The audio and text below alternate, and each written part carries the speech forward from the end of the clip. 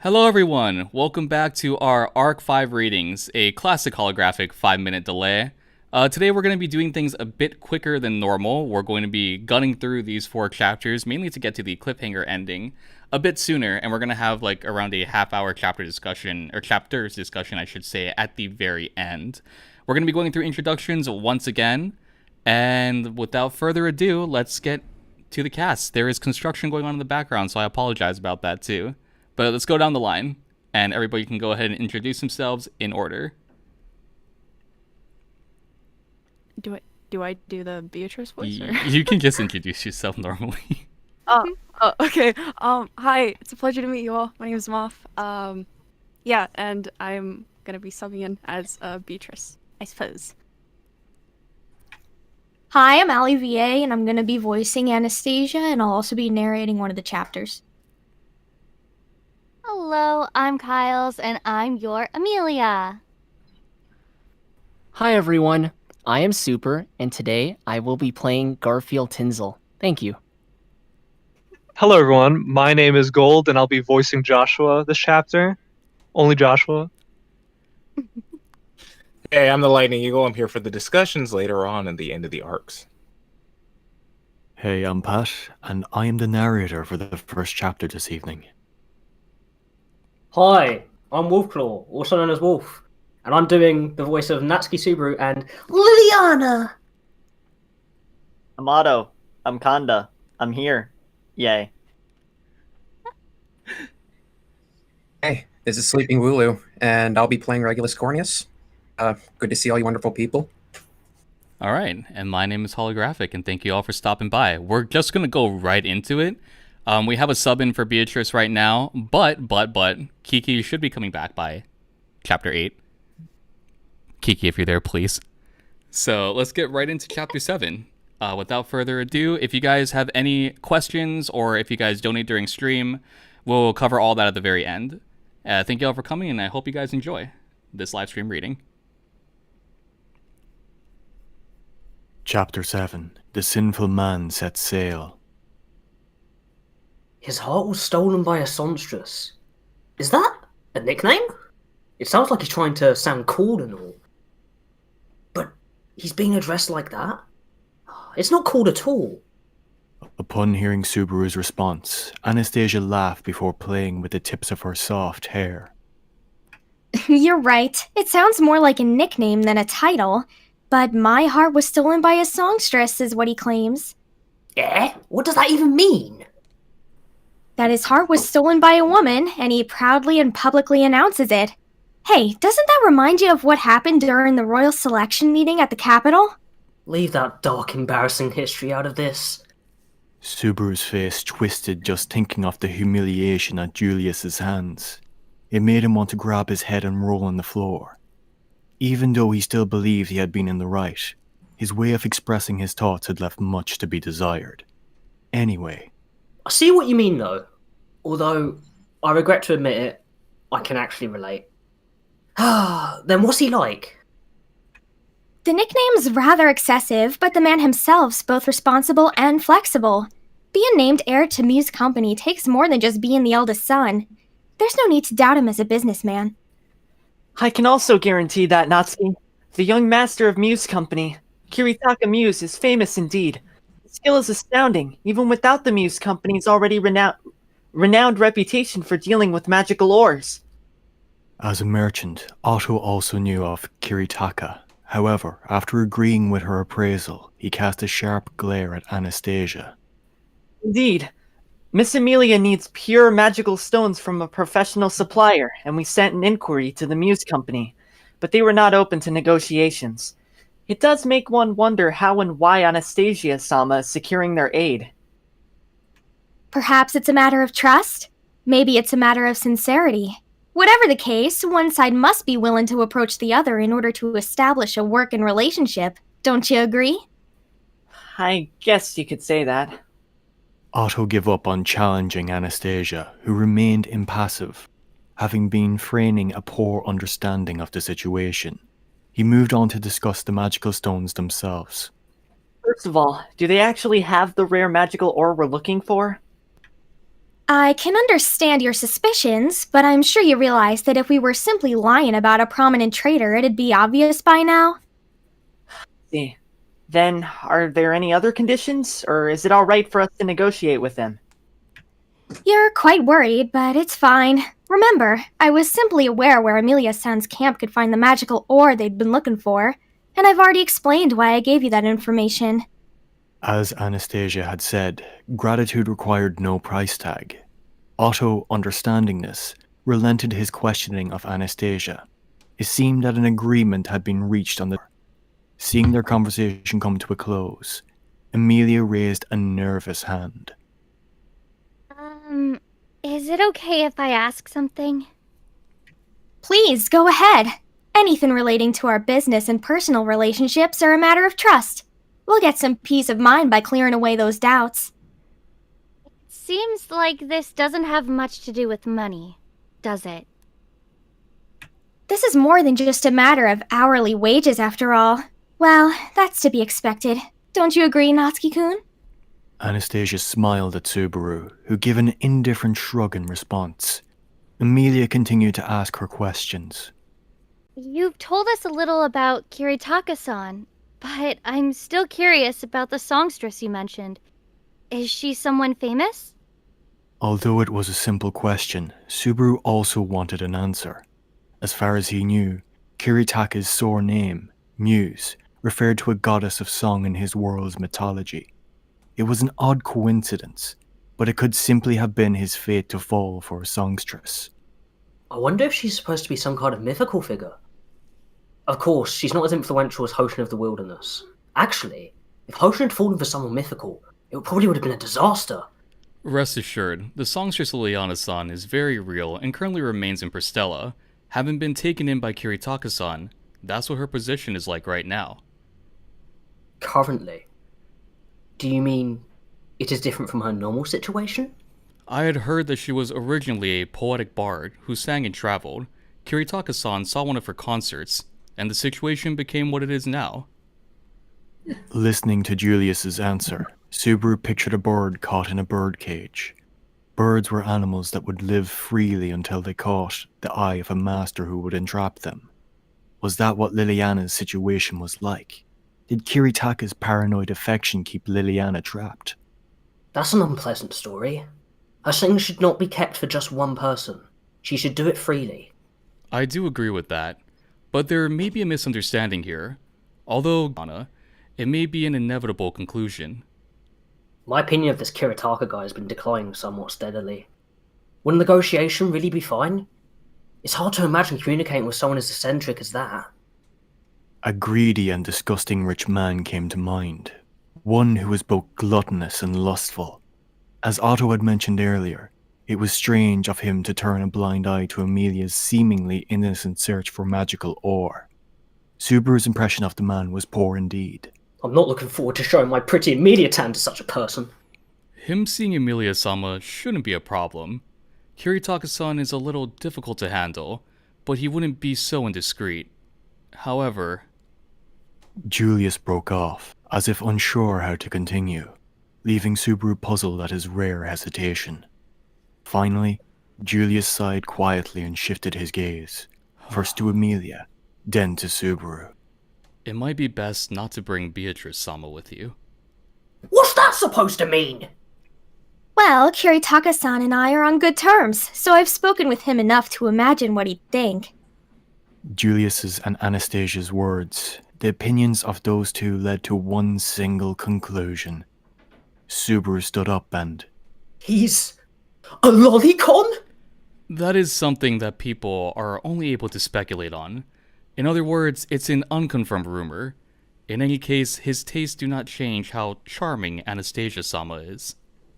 Your words lack elegance. Elegant or not, Anastasia did not seem to mind what Julius had said. Subaru's theory stood unrefuted, and so he accepted that it was true, thinking to himself. Are you serious? More annoying lolicons, as if Klein-san weren't enough trouble. Recalling that universally competent butler, Subaru wanted to bury his head in his hands. However, There was definitely differences between Klein and Kiritaka's tastes. Klein would probably show no interest in Anastasia, while Klein saw it was inner youth, and it was reflected by his attitude towards Amelia. He saw her inner immaturity and respected her as a mental lolly. On the other hand, Kiritaka was a person who placed emphasis on external appearances. Anastasia was probably around the same age as Subaru, but she looked significantly younger. Since her body had little potential for further development, she could be considered a legal lolly. Kiritaki's propension to like her was a matter of course, and Pyrrhixz. Our Bearco is a versatile lolly that can accommodate the tastes of both Klein and Kiritaka.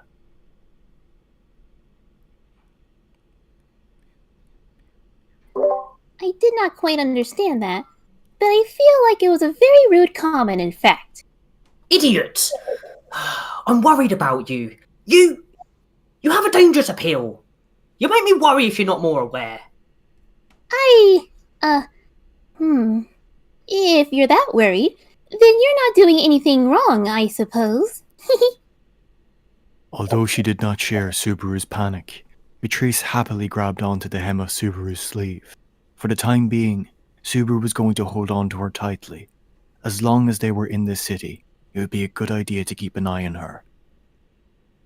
So, does he just like short people? Such an innocent response. No, it's more like he's the type of person who prefers eating fresh, immature fruit. Stop! Don't say such dirty things to my angel! I understand now! No more is needed! Yes? Stop! Stop! Subaru guarded Pyrrhixz with his left hand and Amelia with his right. Anastasia laughed at Subaru's overprotectiveness, while Julius showed a weary smile. Setting aside Mr. Natsuki's attitude, we accept your conditions. If possible, I would like to meet this Kiritaka-san. Would I be able to find him in Priscilla's Chamber of Commerce? That's right. Well, Kiritaka-san's pretty busy, seeing as he has to run many of the city's functions. So I wonder whether you would find him there, or in City Hall. Anastasia responded to Otto's serious question with light teasing, and the latter could only helplessly accept her answer. Otto brought his hand to his chin, and then turned to Subaru. As expected, even the first step will be difficult. I'd like to set up a safe place to calmly talk things through beforehand, but where should we go? Oh, that's right. Well, to be honest, I have no mental map of this town at all, so I was just planning to wander around. From the main gate, Priscilla had not appeared to be too large, but as an outsider, navigating the unfamiliar townscape would be a nightmare. Subaru was confident in his sense of direction, but how useful would that confidence be in a town where travel was conducted by waterway? Perhaps there are people giving tours along the waterway. After all, many tourists come here, and there are probably people guiding tours to capitalize on that. That wouldn't work. I'd definitely get seasick. Once in elementary school, I got so seasick, crossing a lake on a field trip, that people made fun of me for being drunk. I don't quite understand what that means, but you look like you've had bad memories of it, in fact. Looking at a reminiscing Subaru, Beatrice voiced her pity. In any case, Otto's suggestion was probably the best, so Subaru would have to accept it. When... Forgive me for interrupting your discussion, but that worry is needless. What do you mean, Julius? Amelia widened her eyes and turned to look at Julius, who smiled faintly. It's simple. We've already sent messengers to keep in touch with Kiritaka-san. We should be able to discuss the details about that soon, as a messenger returns. Messengers? My younger brother Joshua, of course. Ricardo is accompanying him also.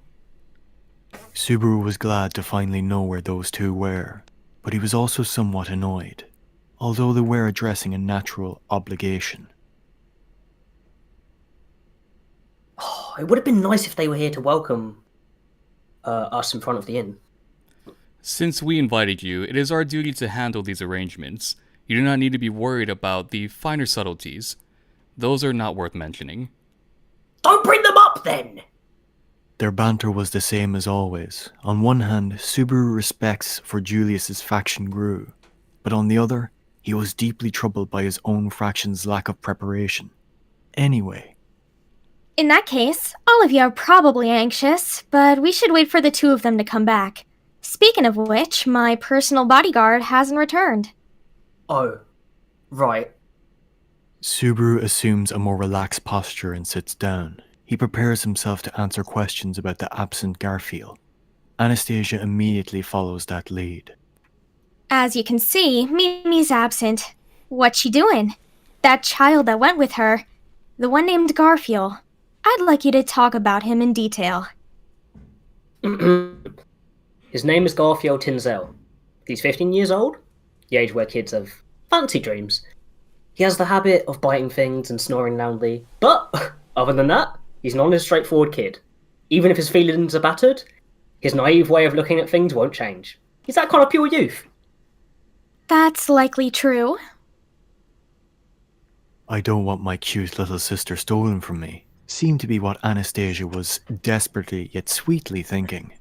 Even without considering his potential relationship with Mimi, Subaru thought of Garfiel as a cute little brother, and believed in making his value known.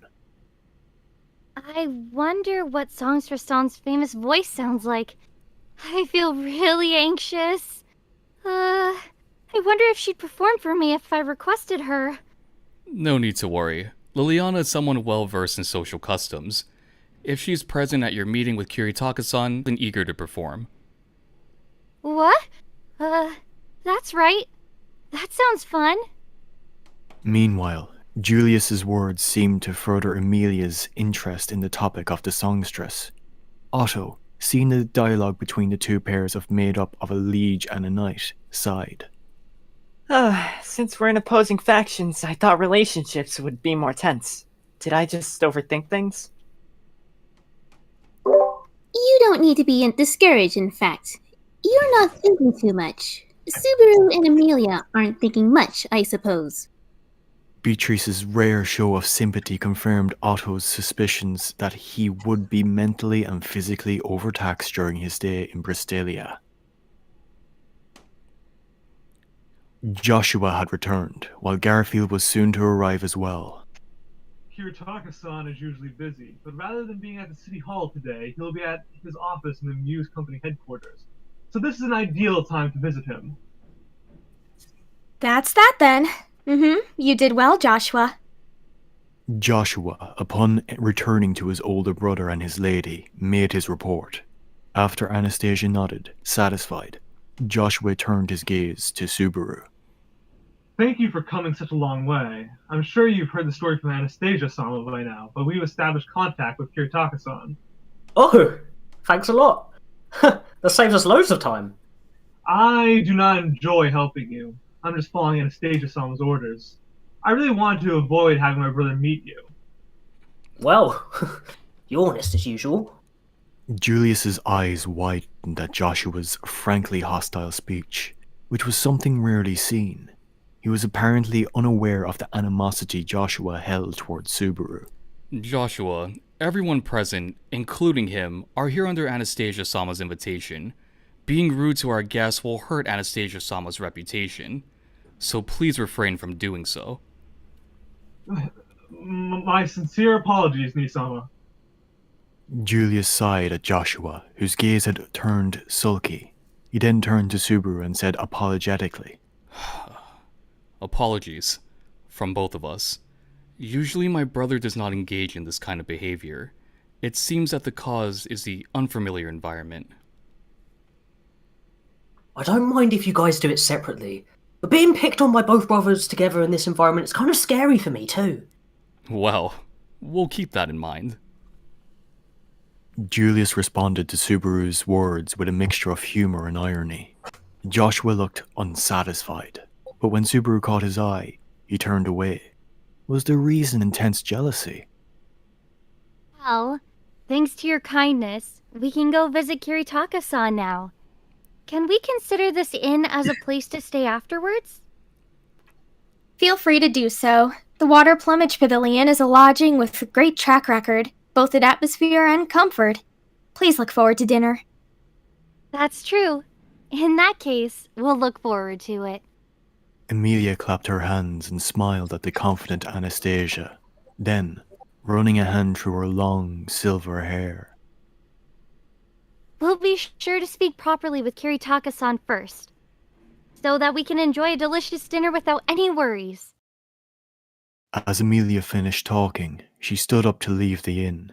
Subaru followed behind her as they made their way towards the ship that Joshua had secured for their trip to the office of the Muse Company, where Kiritaka was currently located. Oi, oi, oi! Captain! Wait there! I'm telling ya!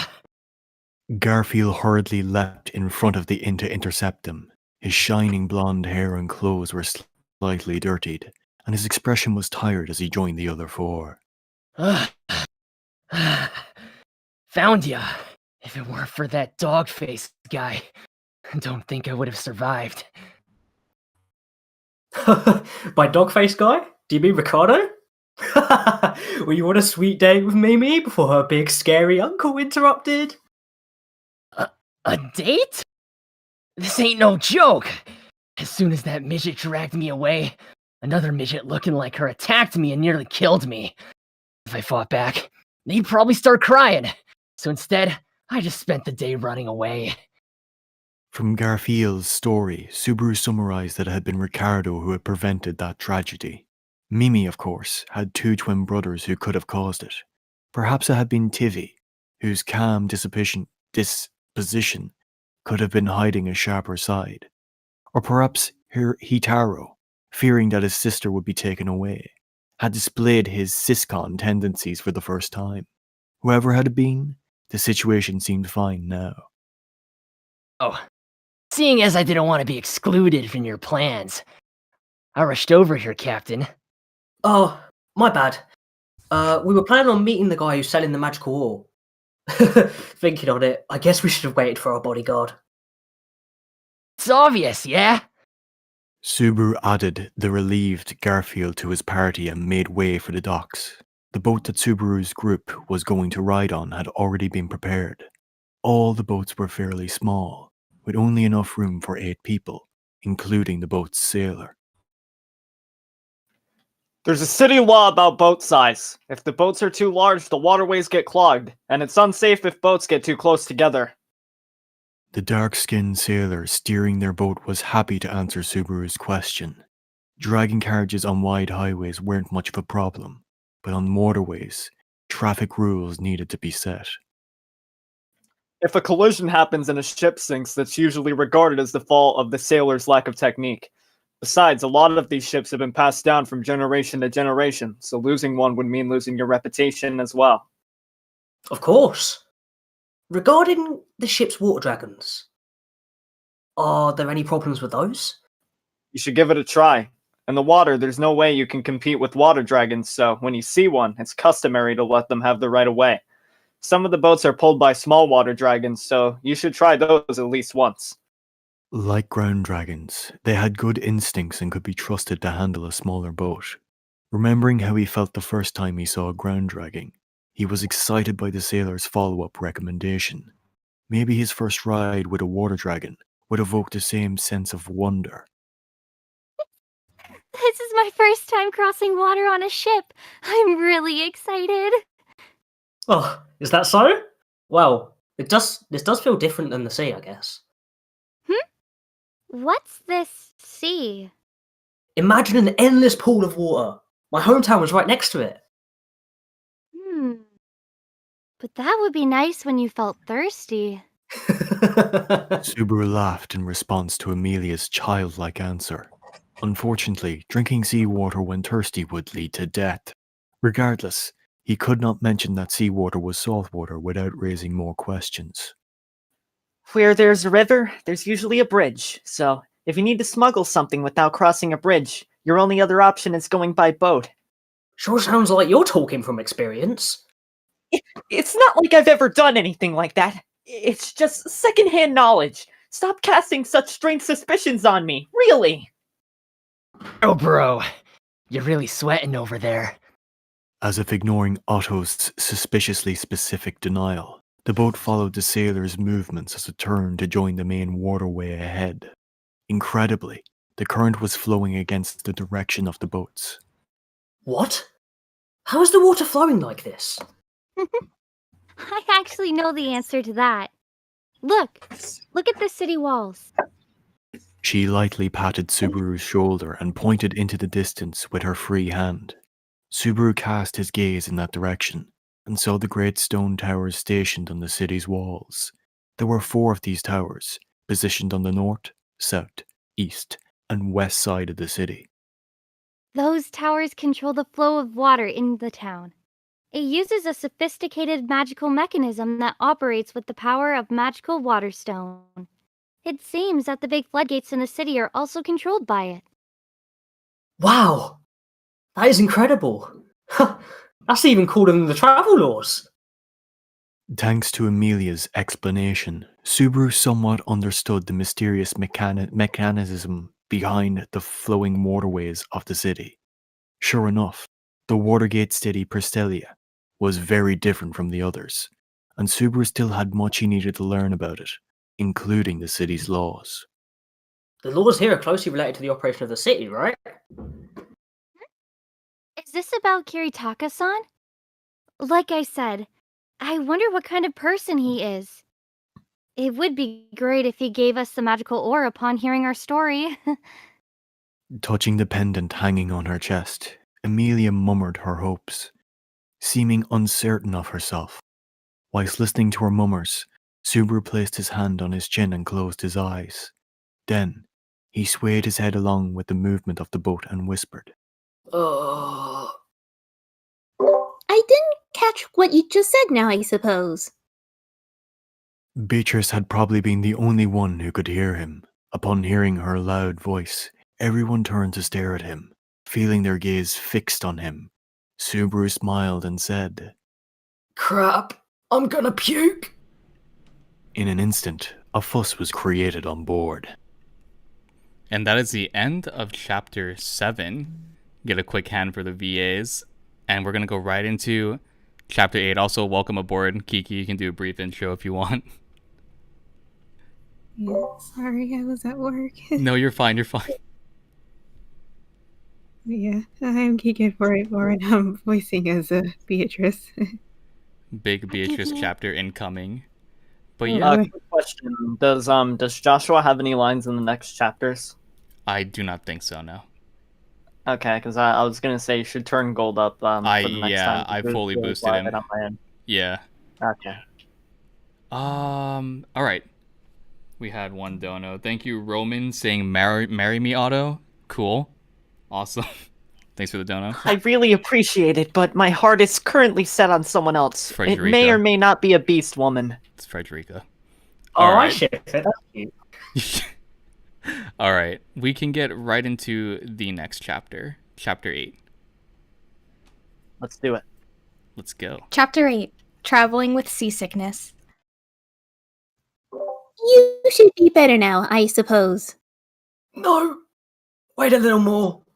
Oh, wow, this is terrible. The world is still shaking. I'm still shaking. Oh, even death can't cure this sickness.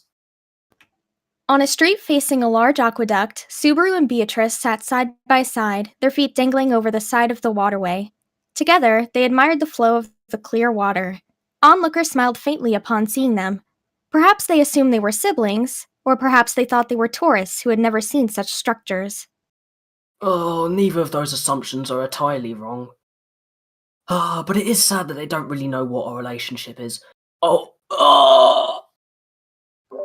You should focus on recovering rather than pointlessly worrying, in fact. I wonder why you think Betty is here, I suppose. Oh, were you worried that I'd be lonely? Bearco is so kind. That's irrelevant, in fact. Just hurry up and get better, I suppose. In order to accommodate the weight of Subaru leaning against her, Beatrice strained her small frame. Seeing this, Subaru's love for her increased exponentially. Could it ever stop growing? About 15 minutes ago, Subaru had been forced to continue his journey on foot after he had created a fuss with his seasickness. Amelia, Otto, and Garfiel had remained on the boat to head for the negotiations with Muse Company and Kiritaka. Originally, Amelia had also wanted to accompany Subaru on foot, but Otto had said, "The longer we keep the other party waiting, the worse our impression will be." Heeding his advice, she left Subaru behind. It was most likely the right decision. Well, even if Anastasia told us to be careful, in broad daylight, most people probably aren't going to try anything. Certainly, there was anxiety in being left alone in an unfamiliar city after being invited by a political opponent, but the escort named Garfiel had been brought to deal with that. However, Subaru, who was currently alone, was important enough to the Amelia camp that an attack on him was not completely inconceivable. Even so, if Anastasia had malicious intent, she was too savvy to orchestrate an attack on him in the middle of the day. In addition, Subaru trusted that Julius would not support any type of ambush. As he said, a knight must remain chivalrous at all times. Subaru, it's rather annoying when you laugh to yourself, I suppose. Wait, I totally wasn't laughing. Well, I never think of that guy and laugh. Anyway, let's go. Subaru stood up and took a deep breath, rubbing his arms and neck lightly. Although they still felt a little heavy, the seasickness was mostly gone. He could more or less move around normally again. Well, Betty will help if needed, I suppose. Oh, I'm counting on you. Even so, I doubt anything will happen. Only an idiot would attack us in broad daylight with so many people around. All of the royal candidates needed to keep an eye on their reputation. In public, they needed to appear both pleasant and authentic. Amelia, who was a naturally honest and kind girl, did not need to worry herself about pretenses. In other words, Amelia Tan's real advantage over the other candidates is her angelic innocence. Your thoughts are going in an unpleasant direction, in fact. Subaru! Subaru, look! Let's go that way, I suppose. Follow me. In the past year, Beatrice had become entirely accustomed to putting up with the easily distracted Subaru. She had been navigating through the unfamiliar cityscape with ease while leading him by hand. Muse Company's headquarters was apparently located at the boundary between the 1st and 2nd districts. Subaru, having been seasick, had only dimly registered the directions, but Beatrice had memorized them all. If there was one problem they had, it would be the complexity of Priscilla's pathways.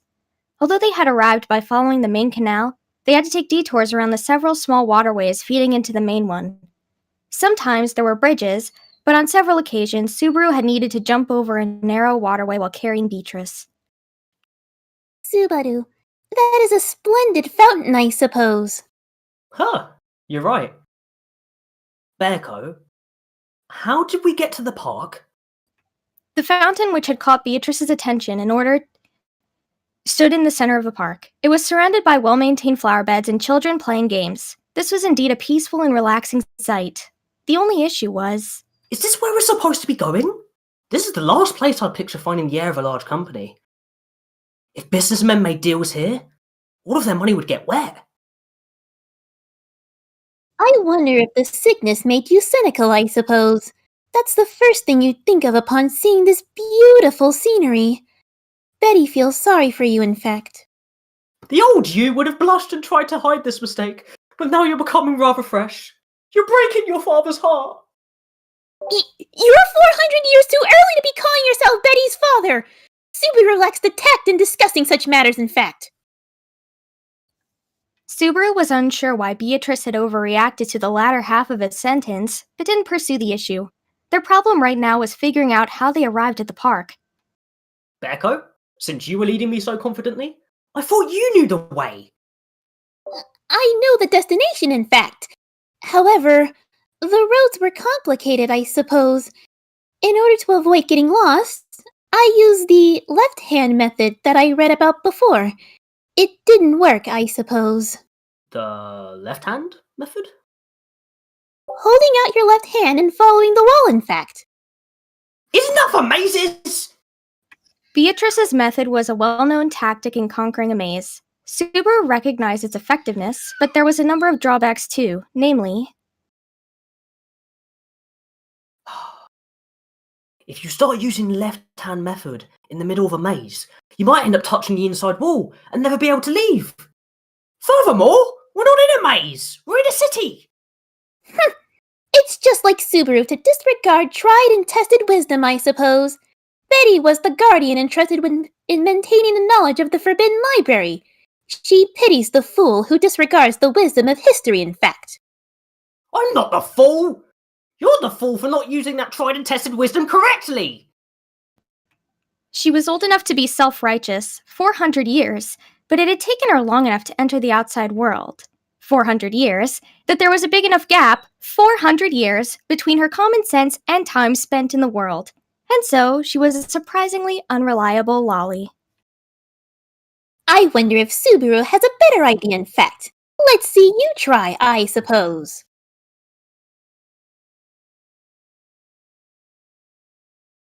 She put her hands on her hips, fixating on Subaru with a disagreeable glare. On the other hand, Subaru had just suffered the embarrassment of letting Beatrice see his seasickness and wanted to make up for it by appearing reliable. You correctly decided that this place is like a labyrinth, but you were wrong to think it was a perfect maze and you could use the left-hand rule. I have some less flawless tactics. Ho-ho! You're pretty confident, I suppose. Go ahead and tell me your plan, in fact. I'll tell you. Its name is the Caged Method. Beatrice tilted her head, a question mark floating above her. The name did not convey the actual content of his plan, so Subaru cleared his throat and started to explain thoroughly.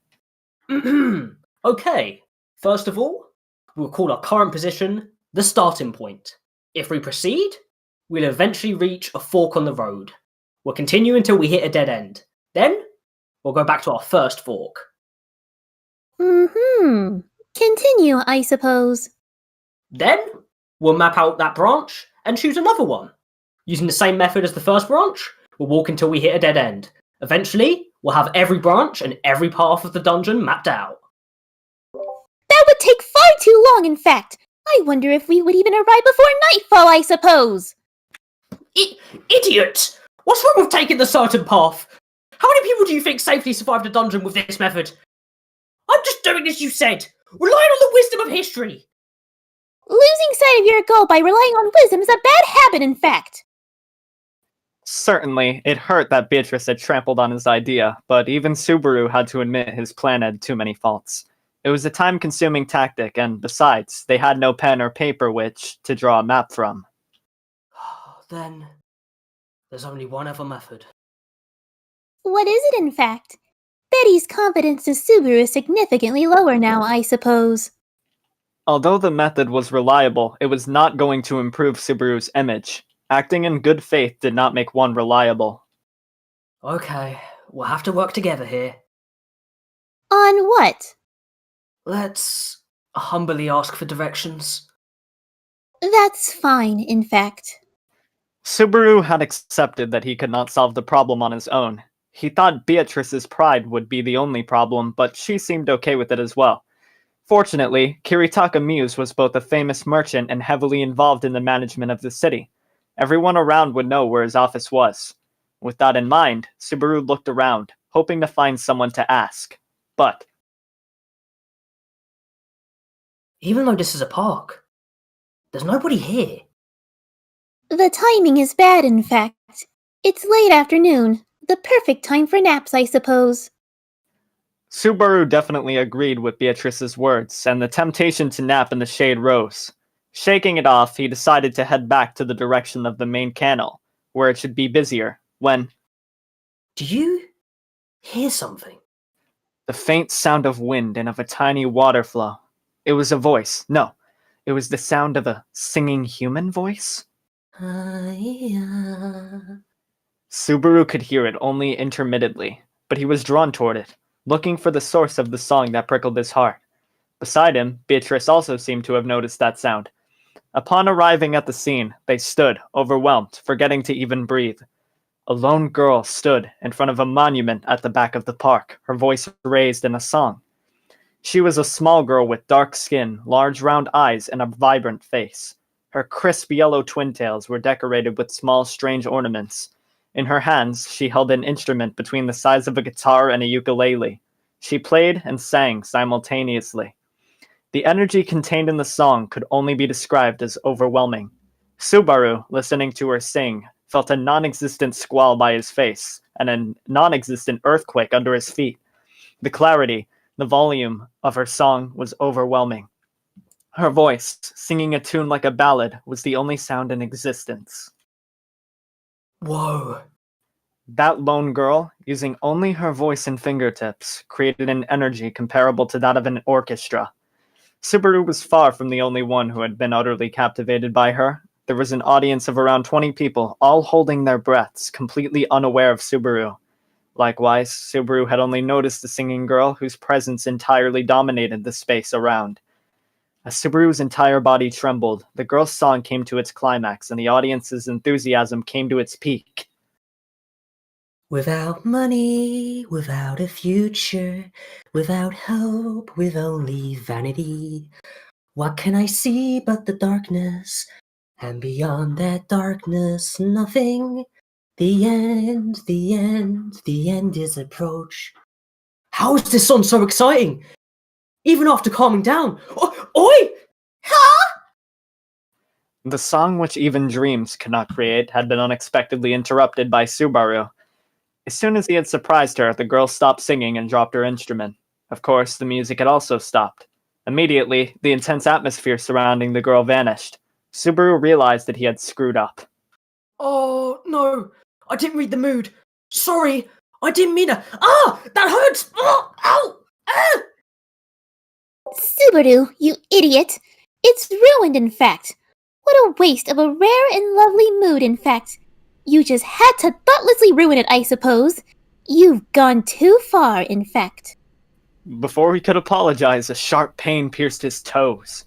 Looking down, he saw an indignant Beatrice stomping on his foot with her heel. Beatrice seemed to return to reality when the song was interrupted, and considering that interruption unforgivable. Then, "Oh, was that a song?" This is a park. Just a little while ago, I was in the darkness.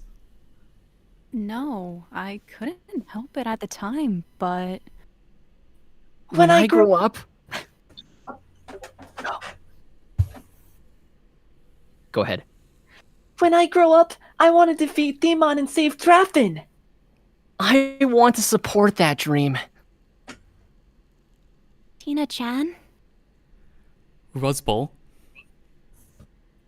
One by one, the audience, who had been swallowed by the song, slowly tumbled back into reality. Everyone turned to the criminal who had ruined the song. Some had collapsed under the influence of the song, and some of the boys and girls were using the song as an excuse to draw closer together, but the fact remained that they had all come back to their senses. After returning to reality, they all glad at the source of the song's disruption. In other words, to the criminal named Natsuki Subaru, a man with a reputation for failing to read the mood. "Don't do thoughtless things!" Everyone loudly and angrily cursed Subaru, who apologized profusely. Thank you very much for your time, everyone. Actually, it was a blast! Oh, don't sound so happy about it. Take a look at my feet. They've been stepped on so many times. Are they still the same size? Are my feet okay? I wouldn't care, in fact. For now, don't consider Betty to be on your side, I suppose. Beatrice turned her face away and stubbornly denied Subaru, so he checked them on his own.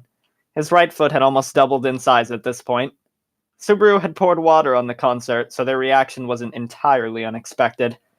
One by one, the audience had thanked the girl who had sung and shook hands with her, and about half of them had stepped on Subaru's feet before leaving. Subaru had been unable to say anything, and Beatrice had tolerated it, leaving the public's opinion of Subaru as that of an enemy, of an enemy. Subaru prepared himself for both external and internal bleeding in his feet. Don't you think you should let me rely on your healing magic? It would be a waste of my slowly accumulating mana, in fact. Wait for it to heal naturally. Or ask Amelia, I suppose. You and Amelia have been taking care of me for a long time, huh? Ever since he had come to this world, he had sustained a steadily increasing amount of injuries, but they rarely lasted. Even injuries from his daily parkour, such as bruises, abrasions, and sprains, would be promptly healed by Amelia or Beatrice. His fear of pain had not decreased, but there was relief in knowing that his injuries had all found a cure. Well, I'll just treat the pain as a lesson this time. That said, Subaru caressed Beatrice's head, who was still turned away. Beatrice gave him her gentle hands. Well, I suppose it's fine, in fact. As long as you reflect on it and you learn your lesson, I suppose. Yep, I'll do just that. Sorry I was wrong. Subaru and Beatrice finished their talk and turned to the girl. Because he had been troublesome for her, Subaru would try to apologize. The girl, who had been watching the entire time, said, A flash of inspiration! Listen, I don't know the difference between our years. Leaving a staggering Subaru behind, the girl pulled the strings on her instrument and instantly found a rhythm. She timed herself, breathed in a small breath, and started to sing. My love, do you see it? Do you feel it? The difference between our ages. Even though our surroundings may change, I wouldn't care one bit. All I care about is our height difference. Wait, my love, please wait a moment. A little bit, just a little bit more. If I stand on the tips of my toes, I can reach you. If the two of us stay so close together, the difference in our ages is irrelevant. So please, only 2 years, please wait that long. The distance between our love is sweetly melting away. As the distance in our love shrinks, it turns into a quiet burning love. Eventually, 2 cranes will deliver us 2 children, and our future will be a bright love story.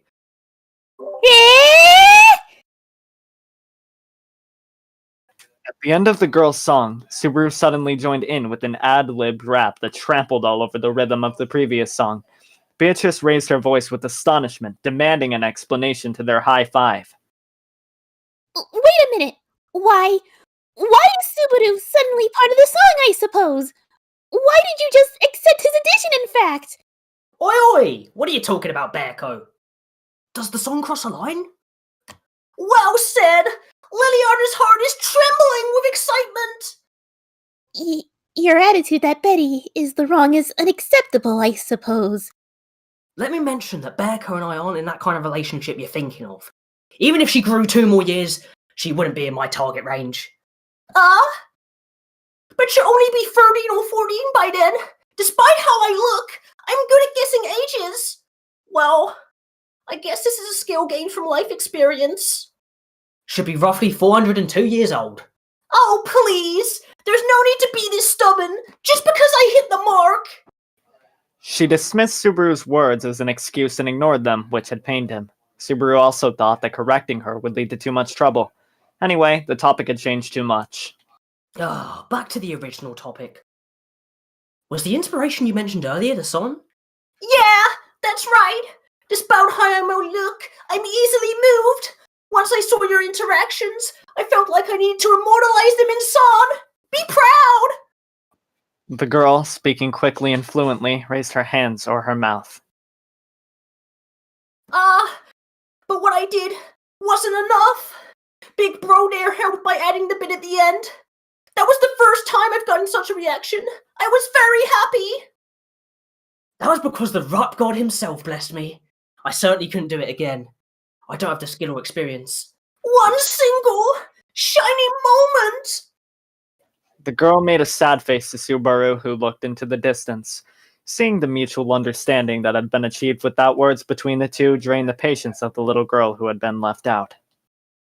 Subaru. What is it? Bearco? Beatrice yanked his sleeve down and a shockwave sent Subaru flying. The momentum would not kill him, but he still bounced all over the lawn of the park, causing him to roll his eyes. Meanwhile, Beatrice, the culprit, turned to the dark-skinned girl. It's no good for you to take inspiration from us anymore, in fact. Betty is putting an end to it, I suppose. If you resist, you'll end up like him, in fact.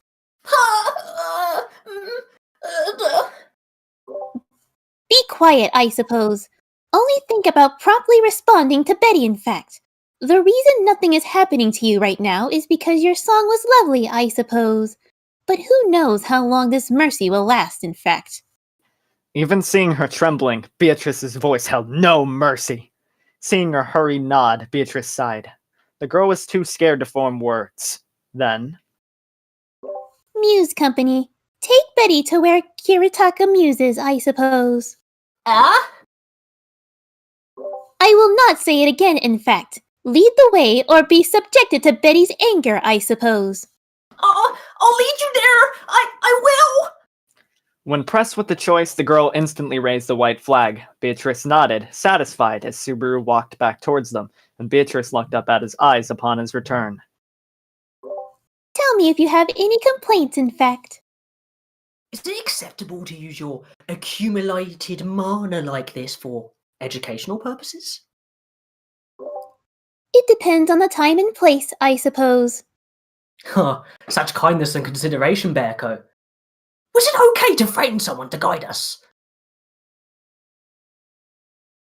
Subaru scratched his face and looked down. Beatrice looked at him with a sullen gaze. Subaru then continued. That child is probably the famous songstress who knows Kiritaka. Maybe we shouldn't make a bad impression on her. She'd mentioned that her name was Liliana earlier, and there was no mistaking that singing ability befitting a songstress, even if her personality wasn't what he had imagined. I'll do anything you want me to, whether it be guiding you or licking your shoes. All I humbly ask is that you spare my life. There was a girl on the ground desperately begging for her life. Correction, that girl was the songstress Liliana. Although looking at her, no trace of the graceful songstress could ever be seen. And that is the end of chapter 8, and we have a image unlock. We can take like a quick 5-er, because Wolf is murdering his voice doing this. People are saying that Kyle should take over for Liliana. I disagree. No, because then that might make Liliana somehow likable. We can't do that. We've got to make her as annoying as possible. It's in character, okay? Who's voicing Wolf Lolly? Wolf is. Wolf is voicing Wolf Lolly. Oh, is this Why is she being called Wolf Lolly now? You know no, what? I don't need stronger association with The this. associations need to be necessary. Let's wait till the very end to show them the 2 lovely images we have for this chapter, because I think there's one at the very end too, with Kiritaka. Alrighty. Are you narrating this one then, Kanda? Yep. Alright. I'm gonna mute up, and here we go, chapter 9. Arc 5, Chapter 9. The value of a Let me start over. Arc 5, Chapter 9. The value of a songstress. Then, let me introduce myself once again. Although I'm no longer a traveling minstrel, I'm still a free-spirited bard who goes wherever the wind blows me, crossing the continent with only my singing voice. My name is Liliana. Please continue to advise me in the future. You bit yourself, in fact. One hand holding her instrument gracefully, Liliana smiled as blood flowed freely from her mouth. Beatrice gently wiped it away for her. It seemed her tongue had been wounded rather seriously. I can make her irritating, I promise. It's rude to bite your tongue like that. Oh, have you heard of? Oh, are you the famous songstress? I know you introduced yourself with her name, but it's probably rare to just meet her on the street.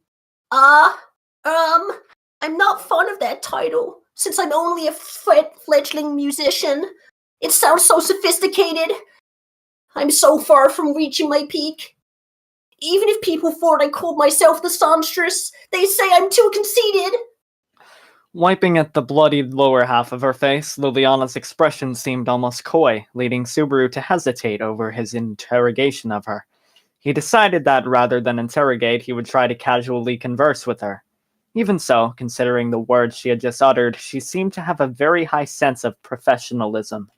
Although I can see where you're coming from, I think you can accept some praise. That being said, I do also admire your attitude about it. No, it's nothing so grand. Focusing on getting through each day is fine. So please. Huh? Liliana stretched out a hand to a confused Subaru who had been admiring her. Since it was empty, Subaru had no idea what she wanted and tilted his head at her smiling face. Now that you've heard the voice of the songstress, please give me something in return. Did you think listening was free? If so, then your attitude troubles me. Then give me back the emotions you made me feel. And take back your moniker as the songstress too. What are you saying? How do you think a bard ambitions to make a living? Are you saying I should be giving out feelings for free and eat food as air? I don't think so! Liliana stomped angrily on the ground. What she said wasn't wrong, but Subaru's impression of the songstress had been significantly lowered. Judging from how cold Beatrice's large eyes were, he assumed she felt something similar.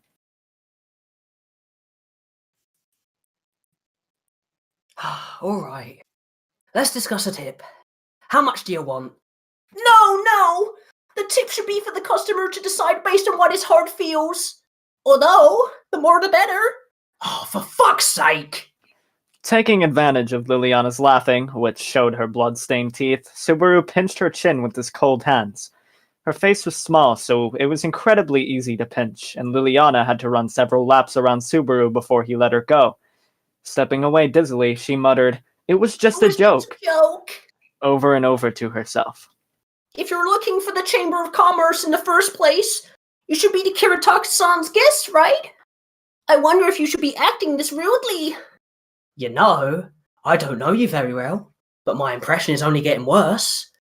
I think it's about time we got going. The more he talked to Liliana, the closer Subaru came to reaching the limits of his patience. When they had found out they were lost, they were already very close to being late, and if they delayed themselves any longer, they would be very likely to miss a critical negotiation. After said negotiations, there would be more challenges, and Subaru did not want to lose face by missing the critical first step.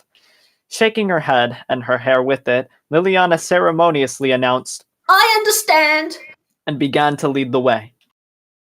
So, why does this armed guest want to see Kiritaka-san? You don't understand your position here, I suppose. Stop nosing into matters that you are unrelated to, and quietly take us to our destination, in fact. Eep! Faced with Beatrice's intimidating tone, Liliana gave a cry resembling that of the small birds. Subaru pulled on one of Beatrice's spiral twin tails. You don't have to be so angry. Then again, we can't reveal everything. So, a simple, clear explanation would be difficult to give. But, I'm Kiritaka-san's confidant! Isn't it just a matter of time before I find out? Well, if it's really only a matter of time, there should be no harm in me taking precautions. If you say so! You're not a person with very good character, huh? You're pretty straightforward, aren't you? Without your talent for singing, you'd be in serious trouble. There was a saying that geniuses were often strange people. Liliana was probably one such example. Singing was second nature to her, but her social manners were lacking. But really, I am a little worried. I've been out for a long time, so I'll probably be scolded when I get back. When we're discussing negotiations, please take care not to speak up, alright? I got it! Huh? Really? Convincing you so easily was totally unexpected. You're blowing my mind. Seeing Beatrice and Subaru's satisfied expressions, for some reason, Liliana puffed out her cheeks in a pout. She raised the instrument in her hands and began to play once more. Inspiration just hit me! Big waves, large waves, the waves of the world. No thanks. We're good. Before the solo could start, Subaru hurriedly snatched Liliana's instrument out of her hands. Liliana made an ah sound as she stretched to reach it, but her tiny body just couldn't reach Subaru's hands. It's not a human hostage, it's a musical instrument. If you lead us to the Chamber of Commerce without derailing us, I'll give it back to you. You're terrible! Evil, barbaric, depraved! That's such an overstatement. Having just been denounced as the world's most wicked person, Subaru plucked the string on the instrument. The sound it made was similar to that of an acoustic guitar. Subaru, who had a lot of free time at home, had practiced until he'd become fairly skilled. He could play and sing to a 70s folk song without much difficulty. If he introduced that music here, maybe it would take off and the music industry would be revolutionized. Huh. Well, maybe it'll be like it was with mayonnaise. Even though he had not considered the implementation of the plan at all, the idea had taken root. In the original world, finding an application for a good idea was often taken for granted. In fact, Subaru had no idea how to get around actually implementing it, just like he had no idea how to mass-produce and market mayonnaise. Playing guitar and telling stories to village kids are both within my skill range. Listen. Wait! Please stop! I can't let an amateur play my instrument. If you break it, I can't make a living anymore. Huh? You're pretty good. And I've never heard that song before. What is this? As he walked, Subaru surprised Liliana with his folk songs, plucking some chords. Like this, Subaru and his friends began the walk to the Chamber of Commerce. Good grief, I suppose. An exhausted Beatrice trailed after the two as well. However, her footsteps seemed like they had been set to the tune and rhythm of Subaru's melody. The door of the Muse Chamber of Commerce was not very different from the buildings surrounding it. The first street and the second street separated the residence of Priscilla from the tourists, and the Chamber of Commerce was located directly between the two. In terms of convenience, it was only natural that the building was located in the first street, which was directly accessible from the main gate, but its location in the city also indicated the influence of the building's owner. It was both the innermost and outermost building, highlighting its uniqueness in an almost exaggerated manner. This is it! The long-awaited Muse Chamber of Commerce! Springing over with the dance-like motion, Liliana indicated the building in front of her. Although there were taller buildings surrounding it, the 4-story Chamber of Commerce seemed to stand incredibly tall. That said, Subaru still felt a little regretful. I knew it wouldn't look as grand as it had appeared from the entrance of Priscilla, but I'm still a little disappointed. It didn't steal my heart the way the Japanese-style water plumage pavilion did. The water plumage pavilion? That wheelie-shaped place on First Street?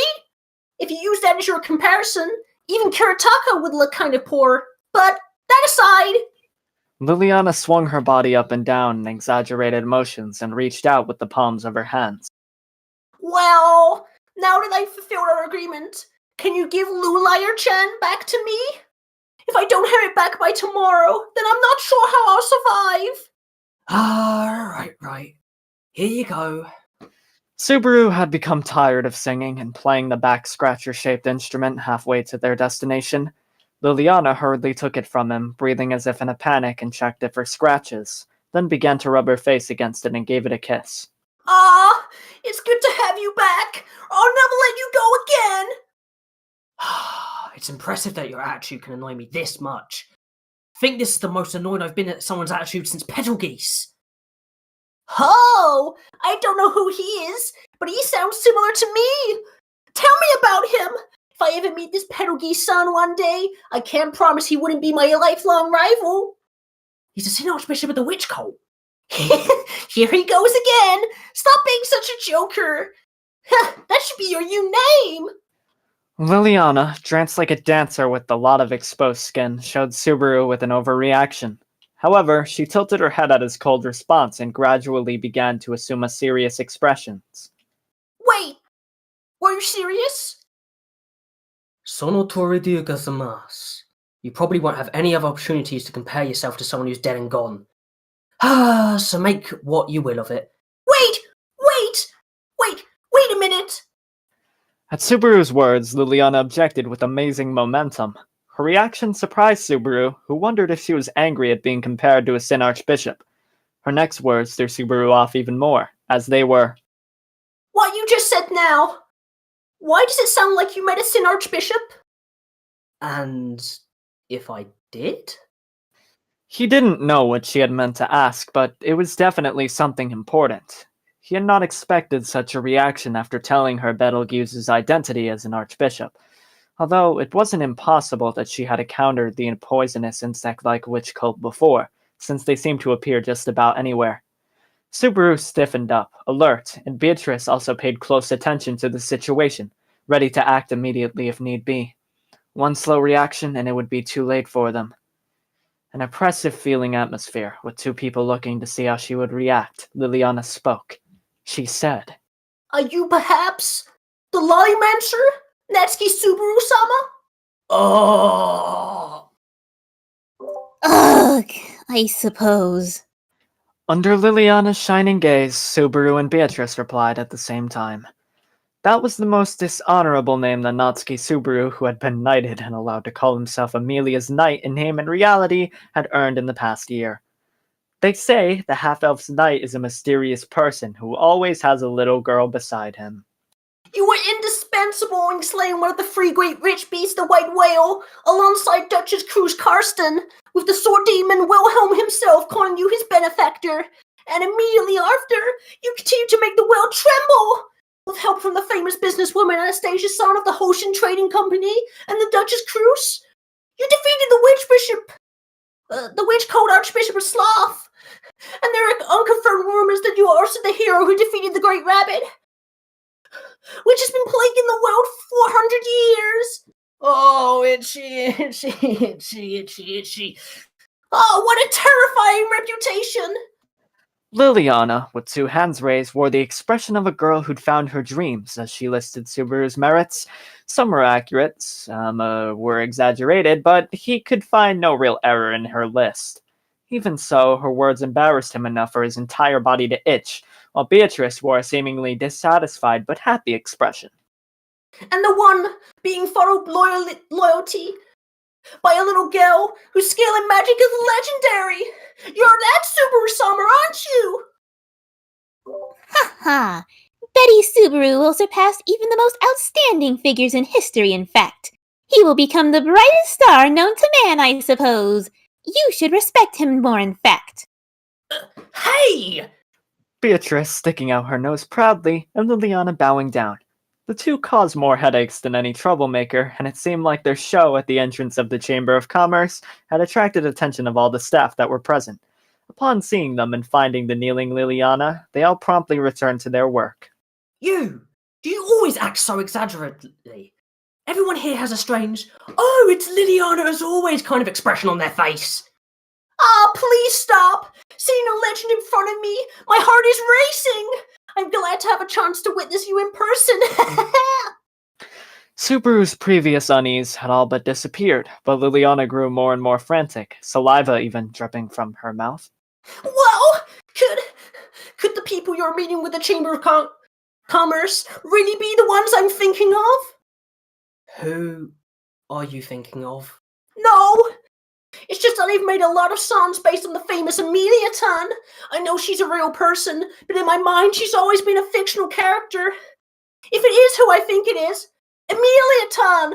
Oh, Disregarding Subaru completely, Liliana flew into the Chamber of Commerce.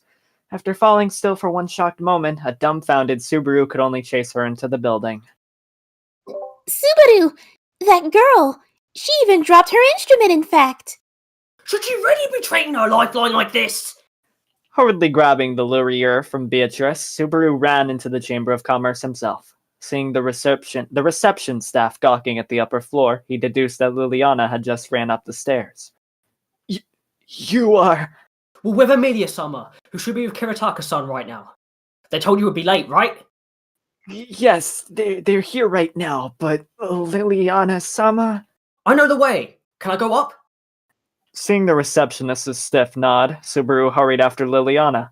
There was no real reason to be in a rush, but the thought of Liliana and Amelia meeting face-to-face made him uneasy. Or rather, perhaps it would be better to say that their meeting could bring about a troublesome atmosphere. Even more frightening was that Liliana's exceeding strange personality would clash with Amelia's, and Amelia's experience and skill in interaction were overwhelmingly inadequate. Liliana was acting strange. I wonder if she'll stay like that. I really don't want to think about what will happen if we don't stop her. Registering Beatrice's words, Subaru sped to the third floor. Although he had yet to catch her, he'd saw the back of Liliana's clothing. Now he just had to aim for his goal. Time to show off his parkour skills. Come on! Flying up the stairs, Subaru began to skip steps entirely, using his hand to do an elegant horizontal rotation, drawing ever closer to Liliana, before finally catching her in front of a room near the staircase. Liliana! Wait! Ah! Liliana, who was still salivating, yelled in surprise as Subaru reeled back, gasping for breath. He had caught her standing upright. Oh, You caught up? But I'm not quitting so easily. I'm not giving up. If you want to meet Amelia no matter what, I'll ask her for a private meeting. But she's in the middle of a very important meeting right now. Well, I guess I did get a little carried away. Hearing Subaru's serious tone seemed to cool Liliana off a little. She relaxed her shoulders, and Subaru shook his head and handed her the instrument. Thanks. The tool you're making a living off is incredibly important. Don't just throw it away and run. It wouldn't have been surprising if the instrument used by the Songstress had been taken and pawned off at a high price. Ha! Don't worry, Kuritaka-san gave it to me. He loves shopping around. Your sponsor is really not ordinary.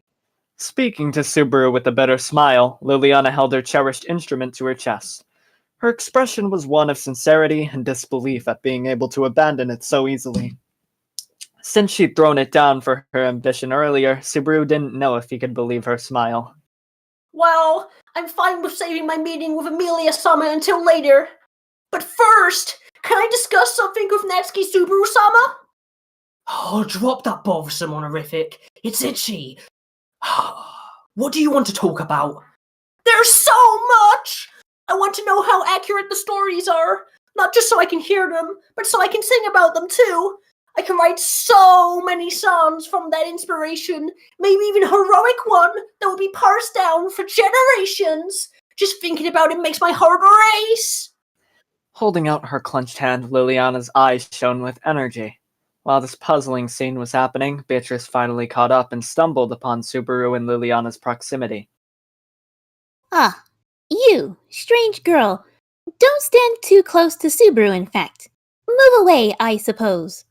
Don't worry, it's not that big of a deal. Speaking of which, I also have some questions for the young girl who follows the Lollymancer's son.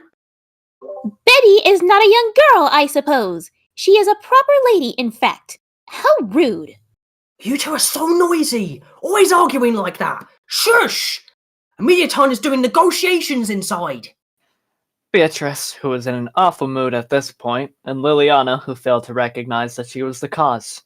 Subaru was caught in the middle of their argument, and in his frustration, inadvertently raised his voice. And just then...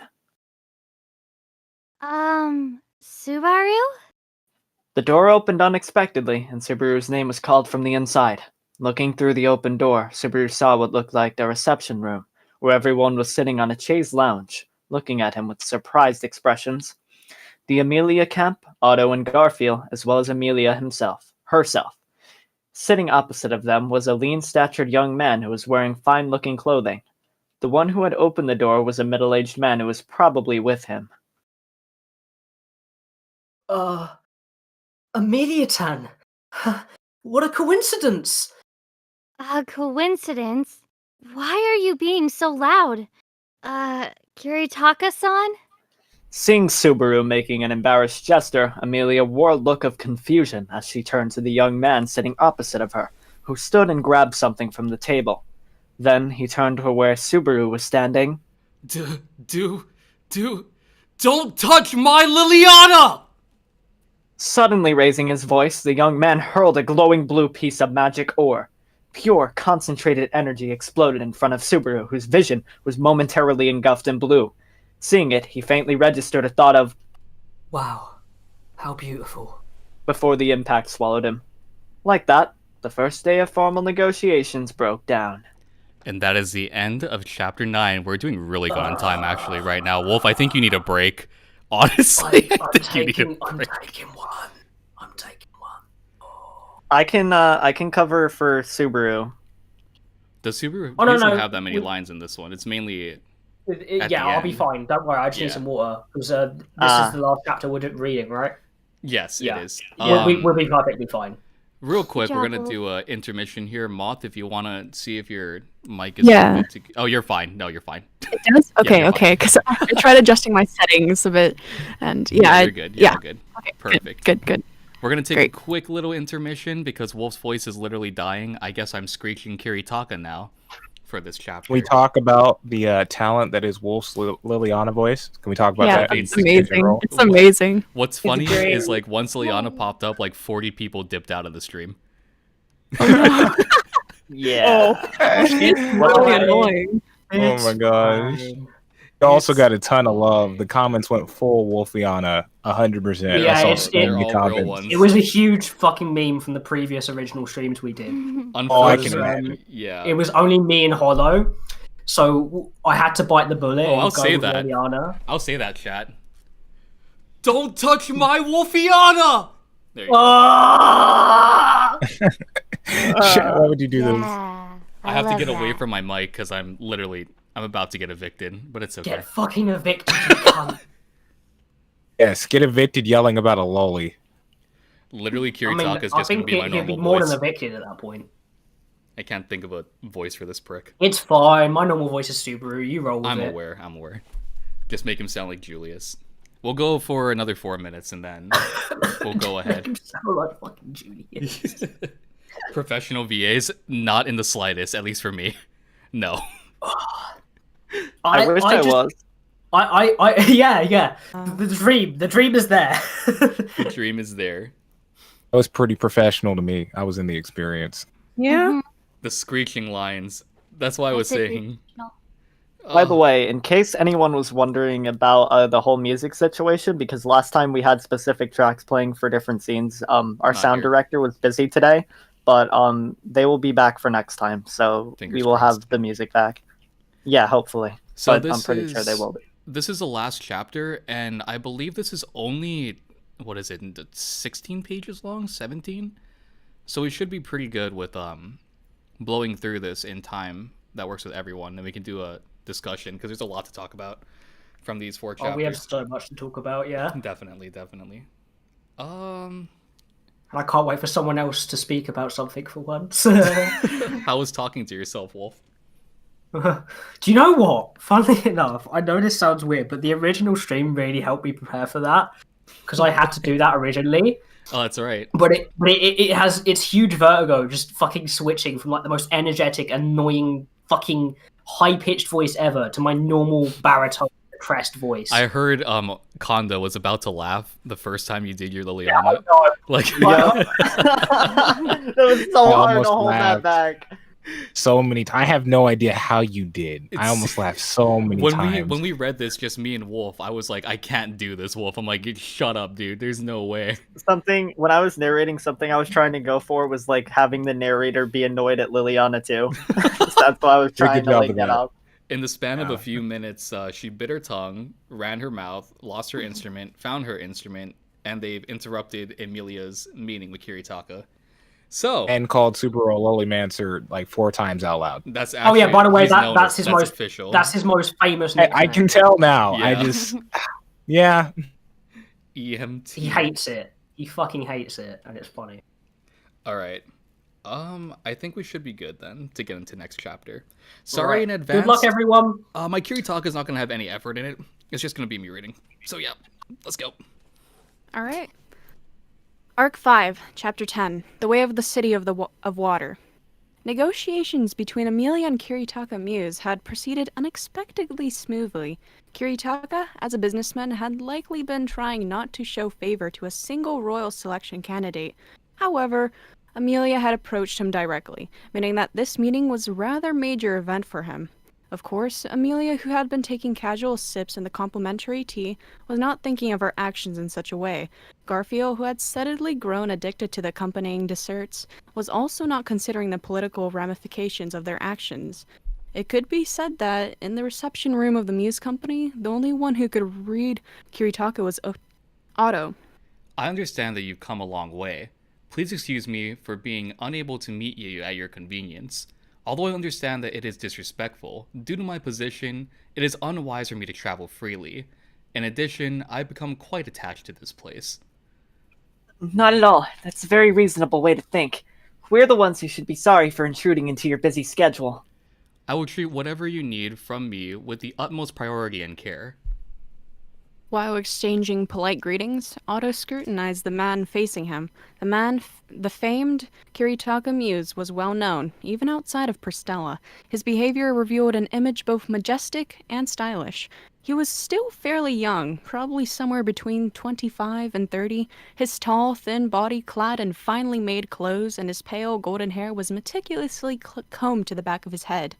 His rather uncomfortable-looking ornaments showed a sophisticated taste, and his introverted and concise words and gestures revealed that he was probably highly educated.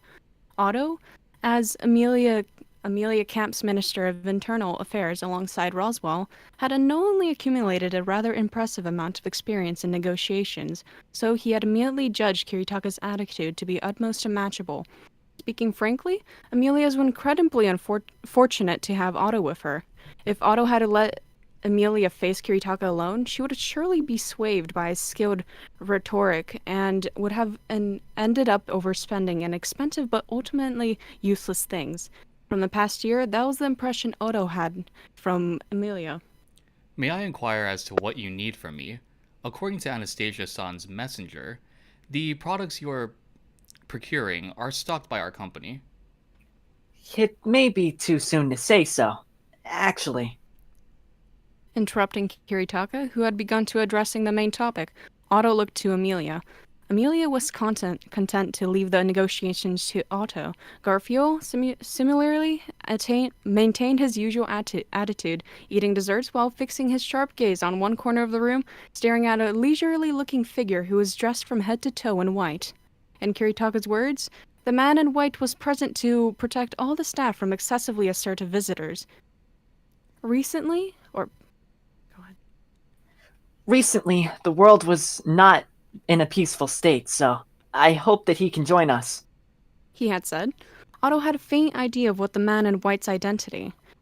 It was said that Priscilla's Muse company, made up of a mercenary force, was at the scales of the White Dragon, a group which was well known even in Luginica. This man was probably one of its members.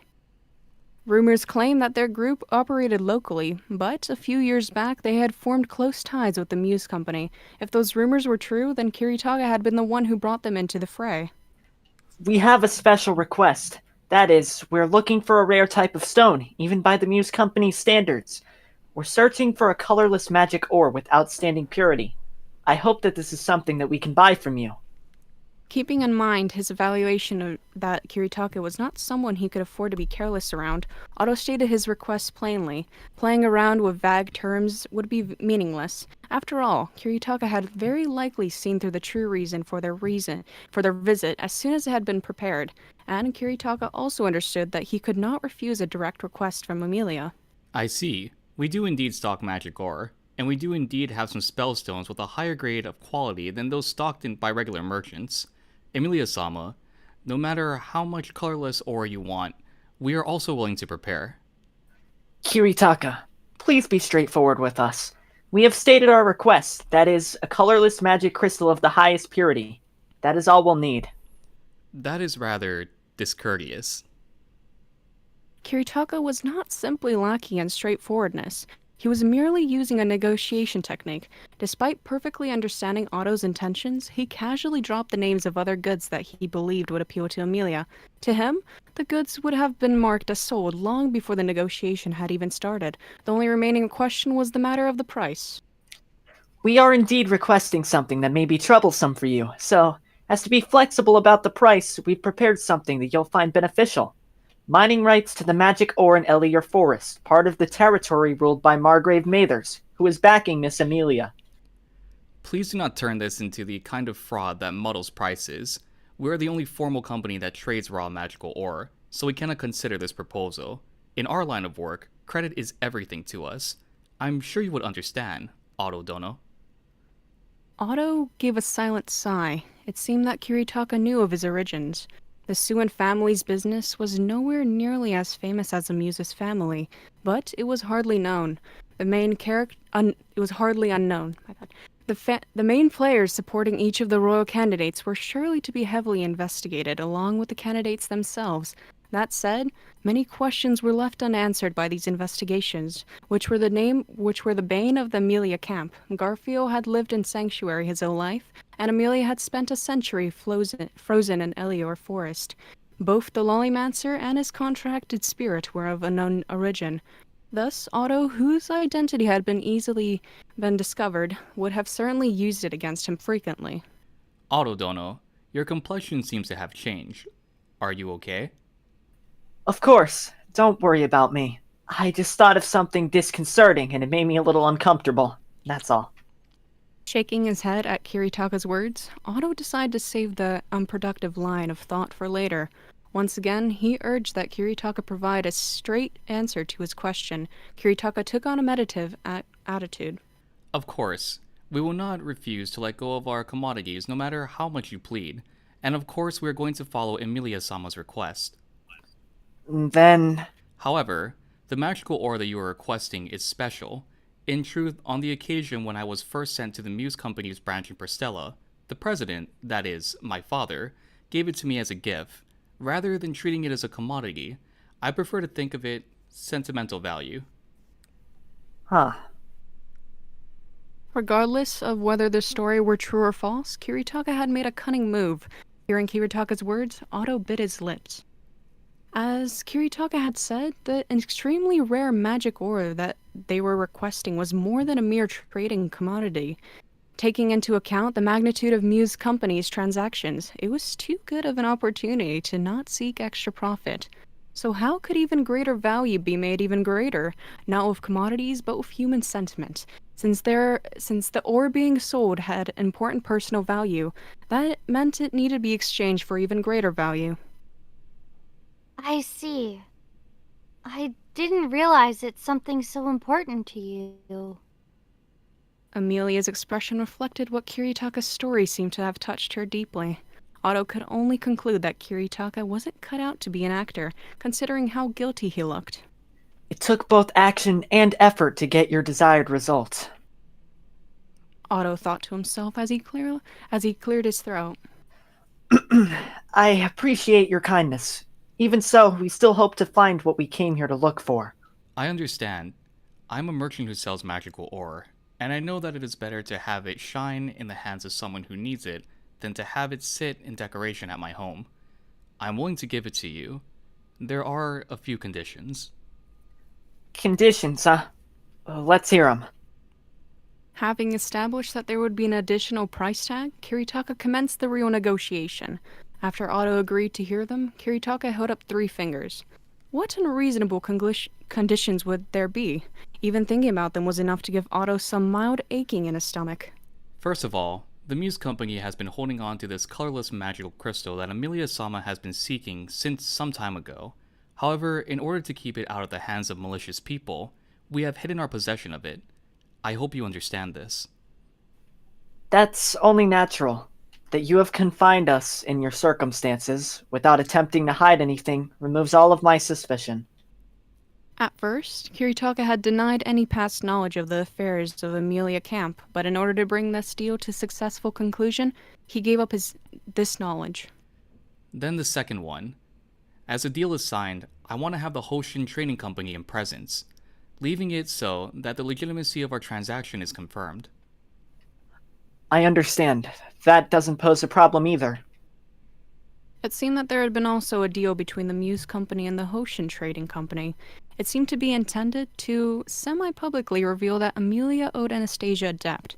Although it was slightly uncomfortable, it was a legitimate request, so Otto could not refuse. So far, none of the requests could be considered deal breakers. So, the third request, as soon as he said, Kiritaka's true intentions could become clear.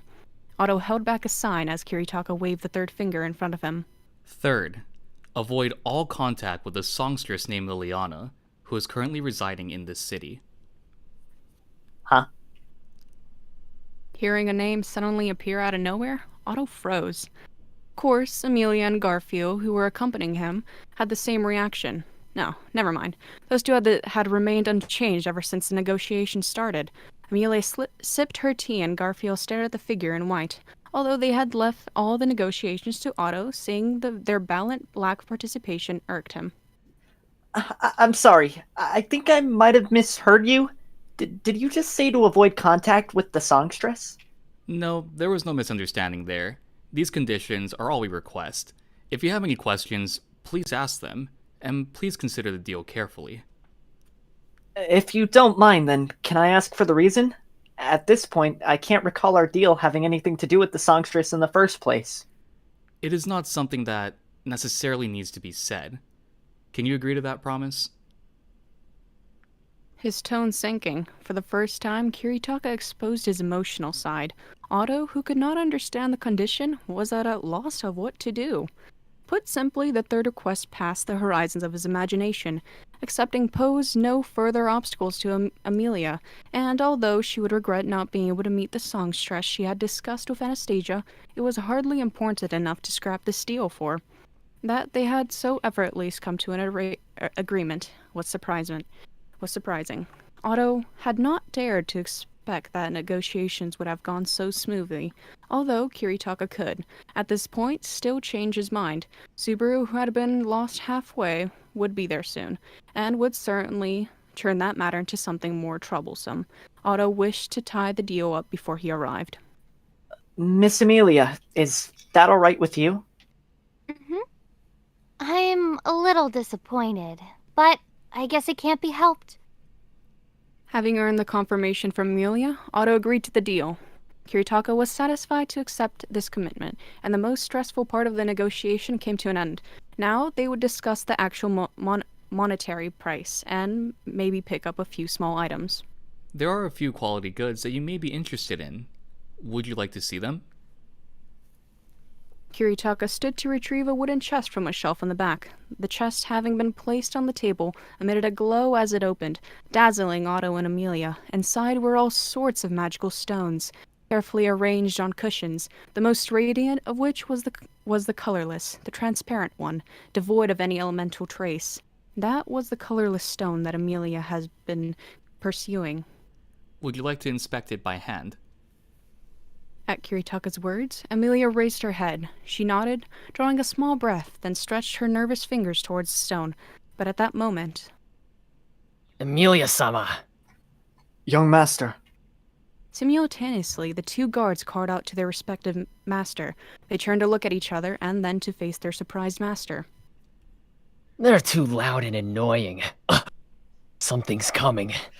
There seems to be the sound of footsteps coming from downstairs. Allow me to go investigate. He strode soundlessly towards the door as Garfiel tensed his body. The sound of the disturbances drew closer, until they seemed to be right in front of the door. You two are so noisy! Always arguing like that! Shush! Amelia's doing negotiations inside!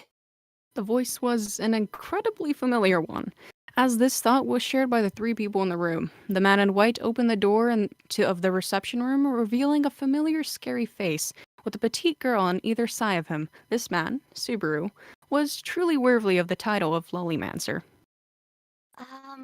Subaru? Hearing Amelia's call, a pale Subaru finally noticed the presence of everyone else. At that moment, Otto wanted to complain, but he decided to observe everyone else's reactions first and held back. And so, Subaru held up his hand and smiled weakly.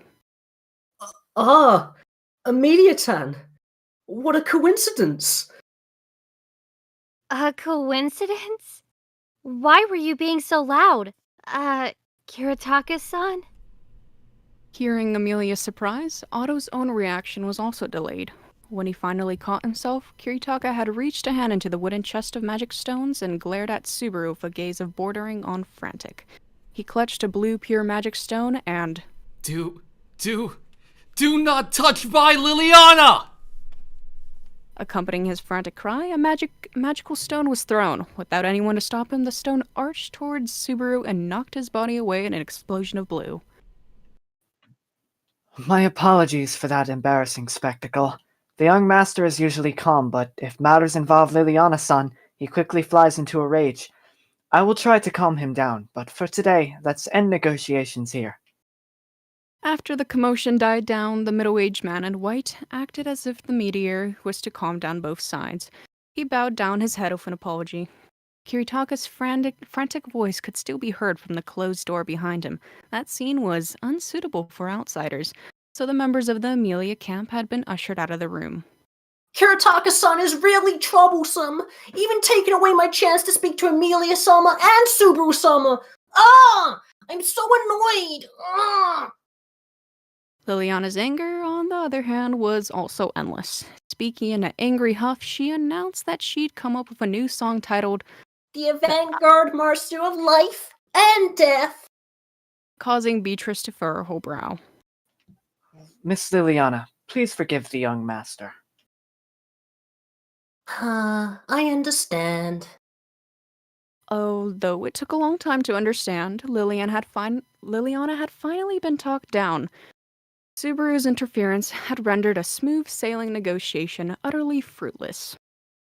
In other words, Liliana's a rabid fangirl and is obsessed with us. Kiritaka knew and wanted to keep us from stealing her. That was the point of the third condition. And just as I was about to have the deal tied down, Mr. Natsuki had to come and ruin everything. I finally understand now. Does having you around do good for anyone? I acknowledge that this was my fault. But who would have thought that after getting seasick, things would have turned out like this? That's hardly something I had any control over. Otto could not hide his dissatisfaction at the result of the negotiation. Subaru spoke lightly, but he was also hardly satisfied. Having taken a blow from Kiritaka's magical stone and realizing that negotiations on the following day would be incredibly difficult based on Kiritaka's angry tone. Come on now. Please don't be so angry, Otto-kun. Subaru didn't do this on purpose. These things just happen sometimes. That's right. Keep going, Amelia-tan. Subaru, you also have something to apologize for. You shouldn't have been so loud with Liliana-san. We are guests there. We were their guests there, so we definitely troubled the people working a lot. The receptionist will also be in trouble. Yes, I'm sorry. Subaru bowed his head in an apology, and Amelia nodded a Very good. Otto gave a helpless sigh as he watched his master's hopeless attitude. Anyway, today's negotiations have ended here, so we should be getting back to the Water Plumage Pavilion. However, I have something to attend to first, so I'll meet back with everyone later. Something to attend to? At his unexpected words, everyone turned to Otto, who gestured in the general direction of Muse Company's headquarters. We've gone out of our way to come to the faraway Priscilla, so I'd like to take the time to improve relationships here. Although, as for today, it's only necessary for me to go. There may come a day where Amelia may need to come as well. If that ever happens, I'll have to trouble you, Miss Amelia. Yeah, I understand, but why am I not needed today? If you show up unannounced, they may be unable to sufficiently welcome you. We need to be considerate about where you go. Yes, I understand. I'll keep that in mind.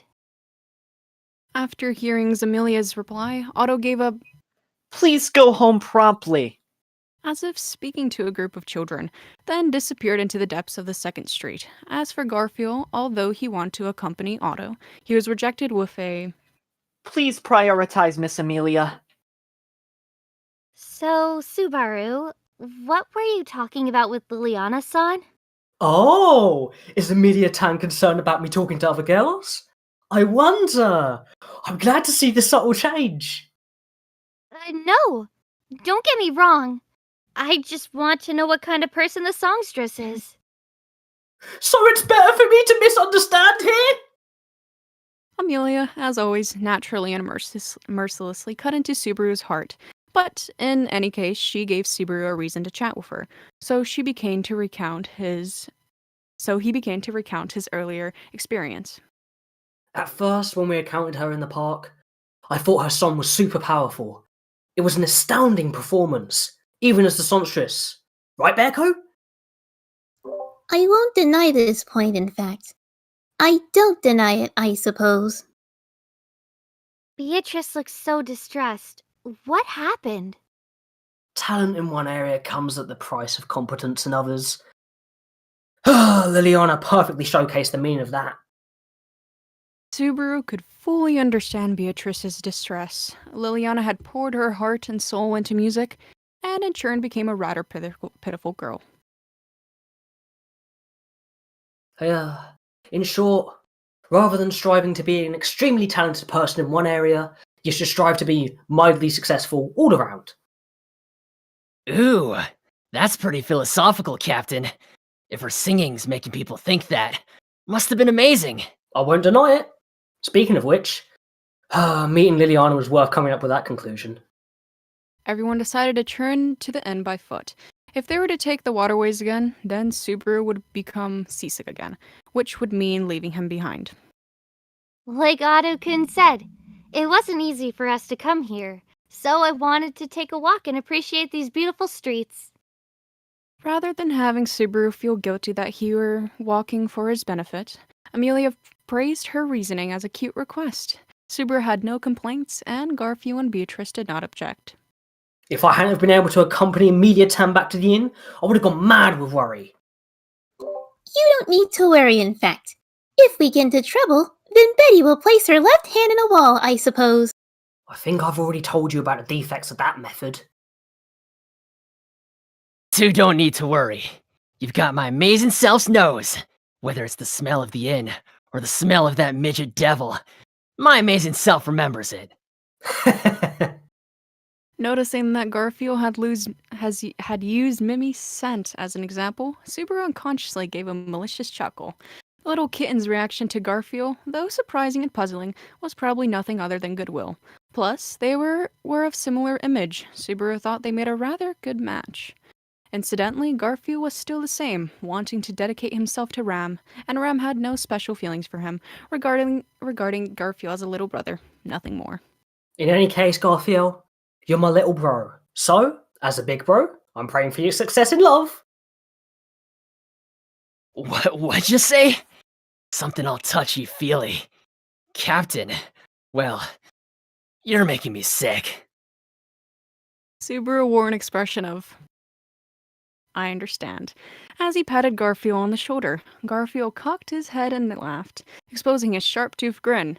Subaru hoped from the bottom of his heart that the kind, well-intentional Garfiel would find happiness. This is a really nice city. Everything seems so fresh, and the people here look so happy. I can't help but feel excited.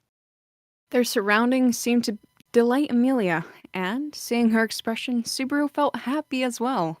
She did have a point, though. The architecture in the city must have taken a great effort to design, and everything functional seemed to simultaneously serve as artwork. The icing on the cake was, of course, Priscilla's beautiful waterways, which doubled as transportation. Although the city was built like this, the origins of this design are unknown. Apparently its construction pushed the limits of technology at the time, because it had something to do with keeping dangerous witch beasts trapped inside the city. But that doesn't change its beauty, right? Amelia stopped at a bridge overlooking the waterway and smiled. Subaru, overtaken by the mood, nodded as if to declare, Yeah, that's right. For whatever reason, Subaru had arrived here at this point. The results that he had earned and the results he was reaching for, as long as they could be reached, nothing else mattered.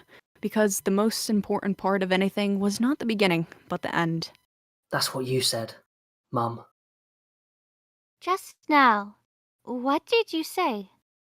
I just remembered the magical words that the woman I respected the most in the world said to me.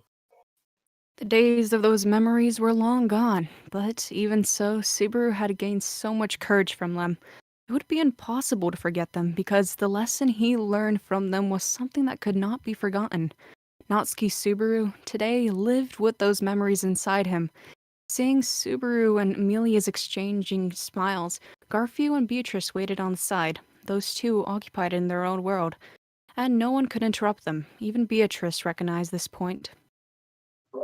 He has such a foolish expression on that face of his, in fact. When's a man sharing such a good mood with the woman he likes? Of course he'll act like that. My amazing self's relieved. Looks like the captain's a man. I wonder what that means, I suppose.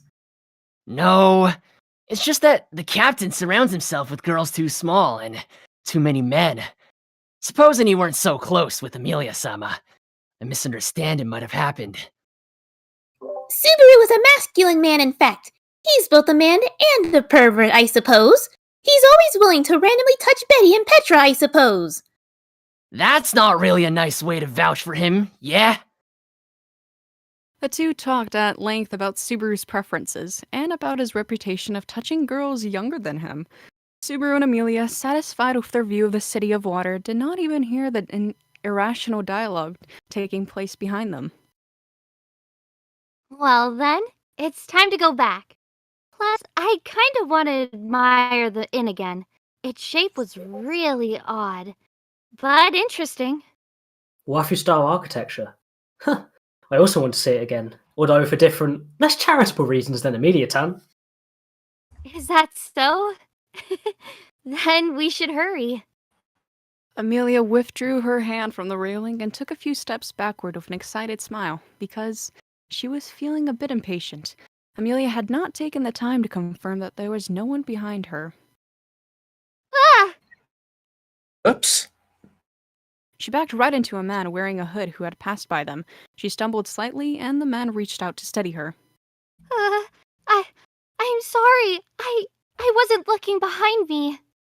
Sorry from me too. This girl, she's so troublesome. I'll be sure to scold her. Flustered Amelia apologizing to the man wearing the hood, Subaru joined her side and bowed his head to the man. He took care not only to call Amelia's name, but taking the precaution of keeping people from realizing who she was and causing a commotion in the streets. Of course, the hood that Amelia wore was one that hindered recognition. So, if they made as much of a slight contact with someone, it wouldn't be developed into a big deal, this time included. This time, I was the careless one. After all, I was a little distracted in admiration. Hmm? The mist that I just bumped into has the silver hair of a beautiful girl, doesn't she? The woman I once wanted to marry had that beautiful hair. Remembering that hair, I didn't avoid you in time. His remark should have seemed urgent, but his voice sounded rather slow and intoxicated. Judging from his voice, the man, dressed in a long robe, sounded fairly young. Hearing him mention marriage, Subaru froze and immediately judged him as a man who he did not want near Amelia. Well, we can consider this a fault from both parties. Since we've conveyed our apologies, we can both move on now. Wait, Subaru, that was kind of an insincere and apathetic apology. That's fine. No? Subaru pulled her arm, wishing Amelia to leave. Amelia herself seemed lost for words. Seeing their interaction, the man in the hood slowly shook his head. I don't mind. I don't place any anger or blame on you. If you want to leave, feel free to leave. If we are to meet again, fate will provide us with another opportunity. Huh. That's very true. Well then, maybe fate will guide us to a future meeting. Accepting the man's poetic farewell, Subaru responded similarly and left with Amelia's hand in his. Subaru stole a quick glance at her. In that moment, for reasons unknown to him, Amelia wore a meaningful expression as she glanced over her shoulder at the man they just left. Sure, my attitude wasn't great, but I wanted to protect my immediate town and get away from that strange guy. Right. I genuinely don't think Subaru's attitude was very nice, since it was my mistake, but that wasn't what I was thinking about. Stopping there, Amelia's eyes reflected her confusion. However, with a meditative expression and quivering lips, she continued. That person just now, I feel like I've met him before. That's how I felt, but since his face was hidden, I couldn't be sure. Someone that Amelia-tan knows? Well, I should probably know them as well. Probably, because it was still bothering her. Amelia turned around once more, but the figure had disappeared, and she had no idea where he had gone. But I don't know. Who was he? What, Captain? Why are you looking so nervous, clinging to Amelia-sama's hand? Were you afraid that someone was gonna steal her? Seeing Subaru and Amelia emerging from the bridge, Garfiel approached them, and Subaru stuck his tongue out at him. Idiot! It's no time for games. If there's some strange guy hanging around, you have to show up to help. If it's an opponent I can't handle, then Amelia-tan will be in danger. Suppose if that happened, then you'd protect her with your life. That's what makes the captain a man. If I acted as a shield, then maybe I could take one hit. Then if the enemy keeps going, we'd be in trouble. I have no confidence in my endurance, both physically and mentally. Hearing Subaru's humble evaluation of himself, Garfiel laughed. He doubtlessly believed that Subaru was just humble, but to Subaru, it was indeed a proper evaluation. It was perhaps better to say that Garfiel overestimated Subaru. No cause to worry. If my amazing self thinks that some bastard's trying to attack ya, they'll be sent flying. No doubt about it. Besides, the guy didn't move like he knew how to fight. Was just some regular guy who didn't know no martial arts. You can tell that? Just by looking. Can also tell that captain liked to swing swords round. My amazing self could tell as soon as you moved your wrist. Really? That sounds like some kind of magic trick. Subaru had never told Garfiel of his high school experience with kendo. Subaru had really realized that his so-called skill would be of no use in this world, but his exercise bore traces, which the knowledgeable practitioners of this world could apparently see.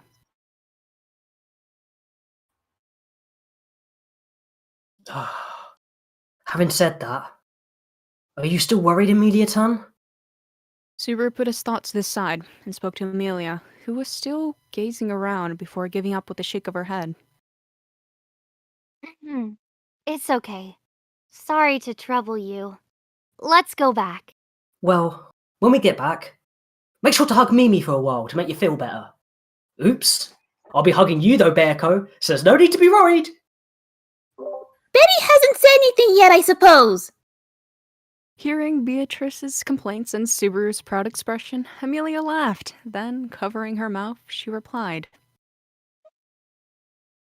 That's true. Holding Mimi does seem very comforting. I'll be sure to do that. As Amelia spoke, she checked her surroundings once again, then dropped her uneasy gaze in exchange for a smile. I see. Now I understand the meanings of things to come. A man spoke into the cup of his coat, shaking the toe of his foot, recalling the girl he had just self-contact with. His mouth curled into a smile that let off a miserable feeling. I went out of my way to come here. If it had been for nothing, I couldn't let it go as if nothing had happened. This is a special reward. This is another matter. The words themselves were mild, but the voice which had announced them was feverishly sticky. It was as though the feeling had been cooked in a sticky pot, but then had been left out to dry under the sun and the moon. The feeling had held that kind of unpleasantness. I will never let go of anything I own. I want what I own to be perfectly suited for me. Since I am perfect, I must be continually satisfied. Being aware of those missing numbers would, of course, be unsatisfying. It must be filled. The man spoke, his tongue twisters as he raised his head, and at that moment his hood fell, revealing white hair. With the wind swaying his hair, the slightly unhappy man announced, I must make her my 79th wife to satisfy that vacancy. In the City of Water, the white-haired devil spoke in a voice full of derision. And that, ladies and gentlemen, is the cliffhanger for your week of ReZero readings. Kind of. We're reading this weekend too. But that's chapter 10. We finished way earlier than expected. Good job, everyone. Get some pudgies in chat for all of you. Great job. Almost gave me a heart attack. Pudgy. You're good. You're all good. All of them, chat. Enter Regulus Corneus. We need to talk about a few things about Regulus as we start this off, because I know Wooloo has to leave in a bit. So we'll start And with this this. is all because, yes, this is context you do not get in the anime. The right? last line of this freaking thing. I'll make her my 79th wife. 79th wife. Who's the other person that he wanted to make his 79th wife in the second trial? First trial. In the first trial. Please remind me. Do you mean the second? Second, yeah. Yes. That would be Fortuna. Yes. See, this is not a thing that's revealed in the anime, but the reason Regulus... No. Hold on. Before you continue, it's implied that it's Pandora in the anime, which is wrong. Which is wrong. Yeah. So the reason Regulus is even there in the first place is likely because he was informed that Fortuna was there. Mm-hmm. And he believes her to be his 79th wife, like his destined 79th wife. That's it's a lot to take. Again, whenever I see chat explode and they're like, what's happening? I can tell how many of you just watched the anime alone. What you're saying is Regulus played Muda like a crazy man and will not trade. That's well, what what's you're funny saying about right this is, assuming that Emilia's trial is like, set 100 years ago or so? It's about 100 years ago, yeah. This motherfucker couldn't get another wife in a 100-year period, so he's pretty down bad. And based on his personality. Also notice how this motherfucker is still kicking around. Yeah, he's still alive 100 years later. Also, just to clear a few things up, Emilia, I think in this scene, was she wearing her cloak to cover up what she looked like? She might have. In fact, because she's in public, yeah, I think she might have. Yeah, so that's another thing. I'm pretty sure Regulus was seeing. Yeah, he saw through the cloak that has a spell to guise her appearance. So that's another thing. And she didn't recognize him because he had what do you call a cloak on him. But also, funnily enough, although Regulus would not like to admit, he's a very forgettable person. Emilia recognized him by voice, but she just couldn't place him because he's just so... It's also been a long time since she took the trials. Yes. Very long time. The question with the hood, it wasn't the fact that he bumped into her that might have caused him to be able to see her. You're for certain. He's seeing through the spell. He's literally seeing through the ability that the cloak has. Yeah, although I can't go into depth because theorizing about it would go... Later stuff, Yeah. But I figured I'd just ask a question. Yeah, I mean, I know Kyle's is gushing that the last line left her shaking. Yeah, Wooloo. That was amazing. What is he doing there? Stay tuned to find out. Yeah, this is where the arc starts to kick up slightly. Well, kind of. I have to say, kind of. Well, the music was amazing. A little bit loud, but I'm really glad everything. I had to bump it down. I had to. Yeah, that's my bad. I had it at 30, and then it was blaring, and I was like, "Oh God, oh no!" And I turned it down. It gave me a heart attack. Because when Kanda queued it in, I knew I had it at 100% because we were playing rap music before, and I was like, "I gotta turn it down." To be honest, I kind of took a guess in the middle of the song. I was like, I gotta go now. Wait, shit! Wait, you gotta dip out? No. I was saying when the song was too loud, I was just I was trying to listen to the narrator as much as possible, and then I was like, okay, I think I gotta go now. Oh, I see. Yeah, with the line. Sorry about that. If you ever jump, don't forget about the illustrations. Yes. Are you telling me what to do, I suppose? Yes. Show the illustrations. They want to see it. All right. Give me an order. Oh God, is Regulus up my ass too now about that? Okay, fine. Get him, Regulus. Is that a violation of his rights? I think that's it is. a violation of my rights. Your 78th wife. Giving me an order is a violation of my freedom, and I will not have it. Oh my God, you're so good, Rudy. What the fuck? I'm scared. Mom, come pick me up. I'm scared. For this role. I'm scared. Julius, give me a hug. No, you can die. You can die alone. Reset. Return. Gratify this humiliation. All right, let's pull up these images. So, who wants to see the Lolly Bard? Here's what she looks like. No one. Here's a Lolly Bard. Here she is. You can skip past this one. Here you can she just go to the is. next one. The Lolly Bard. Keep in mind, she's older than Subaru. Yes, she is. What? The Lolly Bard, everyone. Yeah, Liliana's 22. The Lolly Bard. What? Yeah. It's a waste of pay. You. I have one question. If we threw her into Where's the place that Elsa was from where it was like super cold?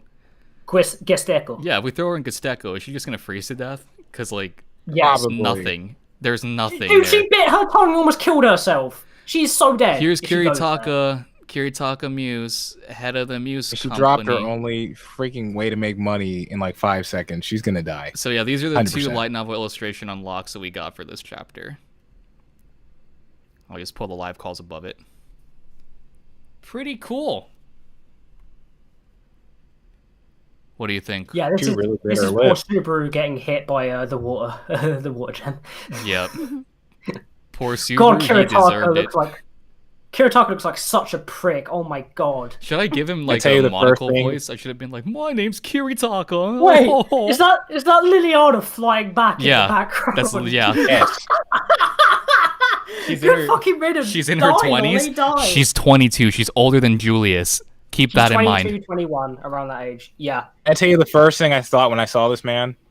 What is that? Why is this man a lolly pimp? First thing I thought is he looks like a lolly pimp. I'm so it's a sad. lucrative business. I'm so sad that Ally's Wolf, not you here. look a lot different than I thought you would. Bro, I do not look like Liliana, for fuck's sake. Oh, let's get a hand for Just Super, stop it. guys. Super had to dip out. Let's get a round of applause for him. Great Garfield Thanks, Super. performance. Clap, You're clap, W's clap, in clap, chat. clap. Pachi, pachi, pachi. These are so fun to read. Like, we sped read it, but It'll still, hurt. it was still fun. I'm gonna. I didn't. I wouldn't even consider this at this point speed reading, right? Because We were torturing you. You had to voice Eliana for 2 straight chapters and No, no, talking no, to no. yourself I like a enjoyed it. It schizophrenic. was fun. Okay. Was having fun. Yeah, But I gotta commend you for that. same, Wolf. dude. You did really great. Hmm. You did amazing. I try my best. Okay. The Lolly Pimp. My name's Kiritaka Muse, the Lolly Pimp. I'm the lolly monster. If anyone's a lolly Oh pimp, it's God, me. Oh, Wolf! no. I just secured my position to voice. Oh no! You get to be Oh, the lolly. Chat, I always win. Even Who's when I don't worse? try to win, What's I worse, win. playing the lolly or playing the lolicon? Why? And you're. Lolicon, Am I 100%. technically like That's the regular integral? voice. Oh my God! I'm in a. Yep, you're Wolf's Oh. pimp. Yep. Am I in Do a you want a romantic one-sided relationship with a wolf? relationship with me? Yeah. Oh! Oh What a God! dynamic. Everything's gone full circle. I'm gonna make sure to demolish you as Julius. Oh god, that just sounds super yaoi. now. Oh. Sounds like a bad romantic comedy. That's not what I. You are all degenerates in this call. As a knight, I think I should hold myself to utmost virtuous thoughts and not this Hey, filth. I'll take that, you- momentary this humiliation filth that to you are humiliate all. you forever. Oh my god. Honorable Duel Part 2. Meet me out back. Bruh. I do have to say that personally, the whole lolly thing that is a little bit uncomfortable, but It is. It's making me uncomfortable. for obvious reasons. Also Well- note that Liliana has been perfectly built by Tapei to be the most annoying fucking character.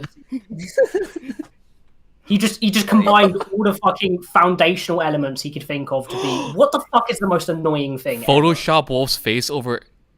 No. Oh, you better delete those selfies you sent me, dude. Oh, it's on. It's on. Wait, Like oh Pandora's no! box of People just seeing my so- lumberjack beard over Liliana would be so cursed. Oh my The god. Last Supper, but it's That's Liliana and Kiritaka. Oh no. So both of Hollow's love roles are wolf.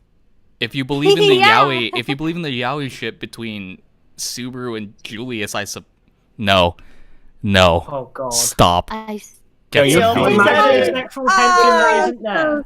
Okay. Someone start playing the jazz music. Also, can we get a hand for the narrators? All the narrators. Yeah. Fudge, fudge, fudge, Moth, fudgy. you did Oh, amazing. You guys did really great. Yeah, they're so good. Clap, clap, clap, Very clap. good. Yay. I'm using Fudge, chat for fudge, narrators. fudgy. Yeah, I guess in this world I am dating WolfClaw.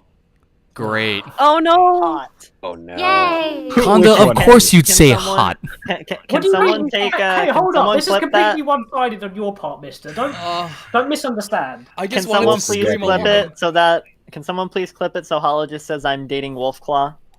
No, When are the fanfics gonna start, chat? no. When are you talented writers want to start writing? Natsumi X Julius. Oh yeah, that's right. If we ever do Natsumi, I Stop! have to We're voice not her. reading My Fair Bad Lady. Nope, we're never reading it now. Never. I think we should. I tell you what, we'll read that if we read Lustif. How about that? No one's gonna agree.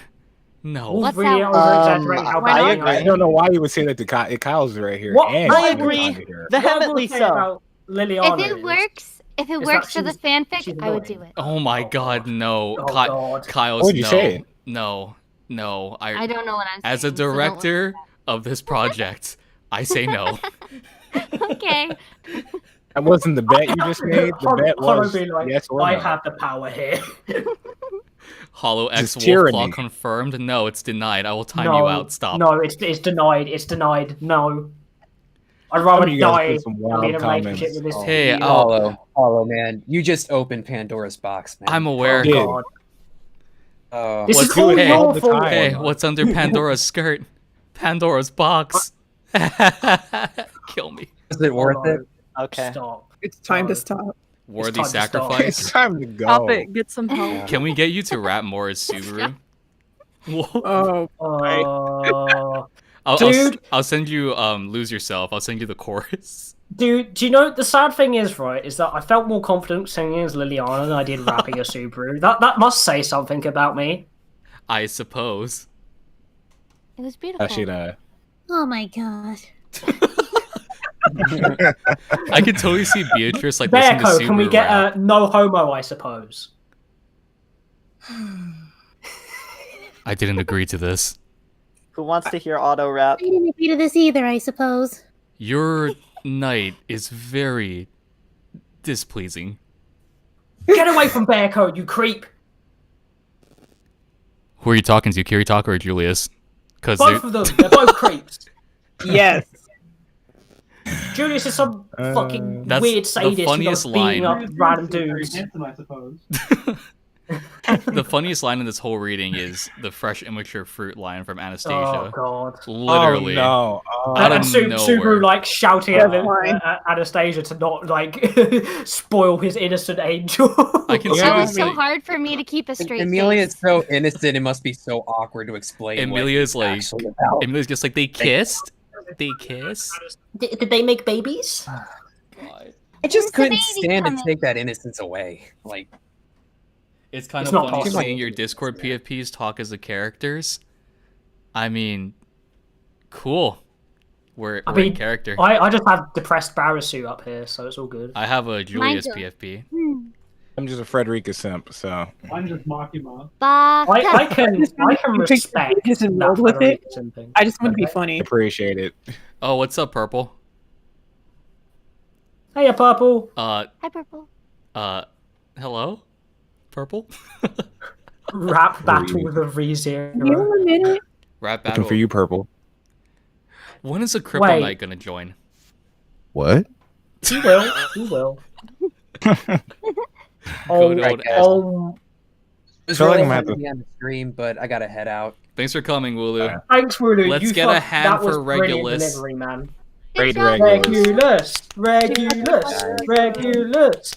You all did amazingly too. I just wanted to say. I imagine Appreciate Regulus that. You saying did pretty that. awesome too. Oh, And you why guys, are people you guys asking for always last do, year? but tonight in particular was just really, really good. I'm really glad to be a part of this stream. Also, You're gonna be very We're honored prominent to very have you. soon. Yeah, Very yeah. Don't soon. you think my voice is dead after that? Well, just wait until you. Oh, see. I died. Can I I'll be, What's can I up? I'll be like- training. Moth, you need, what's, you need wait, to prepare. hold on, yourself. Moth. What's up, Moth? Oh, Can I sorry, please Moth. be a narrator for like the scenes where Regulus is playing? Cause the intensity, it's so cool. Yes. That was so cool. I say yes. +1. +2.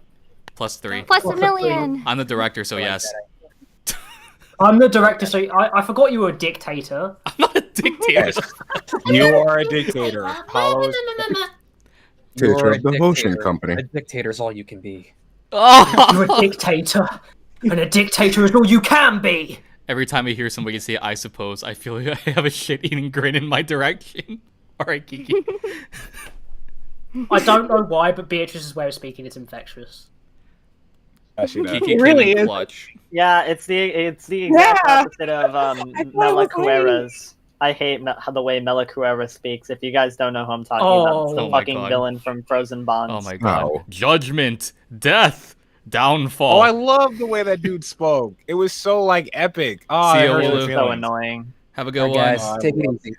Bye, Have a Willie. good shift. Yeah. Amazing job. Bye. Pudgy. My notes now are cursed. Oh my God. I'm probably gonna have to burn this book. Read us those Do you want me to read you the title I made up for Who's- Subaru's parkour team? Who's the anime only? Wait, hold on. It's Emilia, it's Lightning, Moth. You are too. Okay, so it's 3. Okay, go. I'm also anime only. Right, I'm going to read my title for Subaru's parkour scene. Parkour Subaru chases half-dressed drooling loli down the hallway. For 5 names for Subaru: Ichiru, Dadaru, Jokeru, Bartaru, and Lolaru. All different types of Subaru. Subaru So has many titles. Lolaru. Very unique person. He really meant studying up on everything and not just one talent. This man is gifted in being a lolicon to the point that everybody else thinks he is, to the point where it's around the country. That is impressive and terrible. It's a national thing. Like, that's what he's known as. Do they know what the word means specifically? Right? Yes. Because then he had to explain that. When Lolly Monster specifically means little girl user. That's what it means. Oh yeah. Guys, I'm devastated. Yeah. My entire day is ruined. While we were reading, somebody rolled Ram in Muda, and I lost Ram. I want to cry. Wait, in Muda right now? In a server I'm in with Spica. Somebody added me 3 times, and I didn't respond because we were streaming. And he gave her to Spica. I'm gonna fight someone. Continue. Also, guys, Ramu graphics confirmed. Anyways, where was I going with Lightning. this? Please Subaru don't. had his Subaru had his seasickness. That was fine. It was interesting to see that there's again a lot of emphasis on trust again. Subaru trusted Julius to the point where he felt like he would not be attacked. Anastasia was also playing on the factor of, well, you know, it's fine if you trust us. It really seems to really be the focus. He's kind of hammering it in just a little bit. Liliana is annoying. I did not expect how annoying I would, or how annoyed I would be at her. Like, Wolf's performance is the only thing that made that better. Otherwise, she's just going on and on and on and on and on in so many different directions. And it's just like, quiet for 5 seconds. Just take us to the place we need to go, and we'll be good. We'll be fine. But no, Subaru can play the guitar. Quite interesting. He literally could make a business. Jack of all stuff, trades, but literally. He just doesn't know what to do with it, as he said Yeah. with the mayonnaise company. The funny backstory behind that, right, is so the 3 months that he was a NEET off from school in the real world, he just watched videos on the internet to learn to do loads of oddball tricks, which is why he knows how to do the magic trick with the girl at the beginning of season 1 with the coin. Oh yeah. That's how he learned to do that as well. Aww. Listen, Subaru just has like, okay, for one, No, I think the it's weird also pretty talents. funny because I think the first chapter you read stated that, did it state that ReZero doesn't have any oceans? It did. Yes, right? it has no oceans. Don't or you guys none. find it hella ironic that Subaru gets seasick in a place that has no oceans, but still when they go on a boat, it's literally the same thing? So the one thing that, like, I guess was a crutch for him doesn't even matter because he's in this new world. I think it was funny here. Like, what's an ocean? And then he's like, What's a oh, sea? I don't have to I explain mean, it. they don't even know what Sea- seasickness sea is. because they don't know tactics. the concept of sea tactics. Go subscribe to Exactly. Sea Tactics.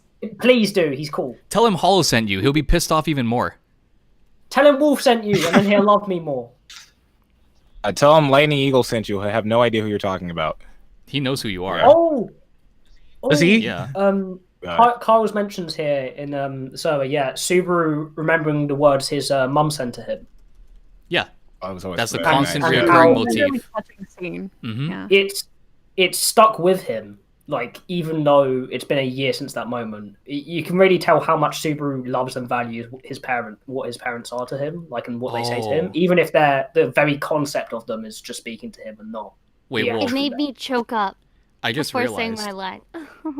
I just realized that next week's stream is gonna have a lot of exposition dump.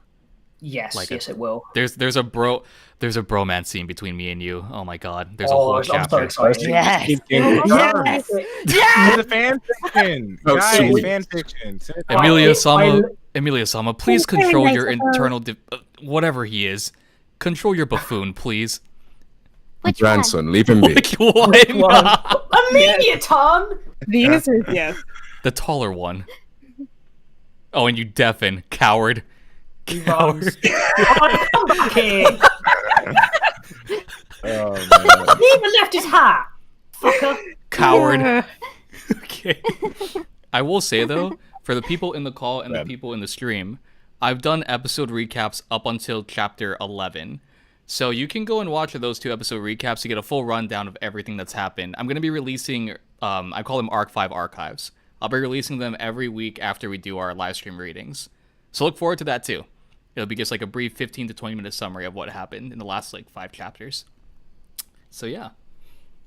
One other note I was going to say, Teppei does a really good job at breaking down the business that's going on between them. It was kind of interesting to see how far he went in with Otto, having to not only play with this dude, because he knows he doesn't really have as much that's valuable as Amelia does. Everybody in this city seems to know that Amelia really needs his crystal, so they can basically wager this out however they want. And being the Hoshin company here, I think it's very important we focus on our business. In order to make sure that he had the best advantage he could, he even made it an emotional agreement. Because you can't argue that. You can't go and tell him, oh, you're making that up right now. He can say whatever he wants. And Otto's just forced to deal with it, and he knows it.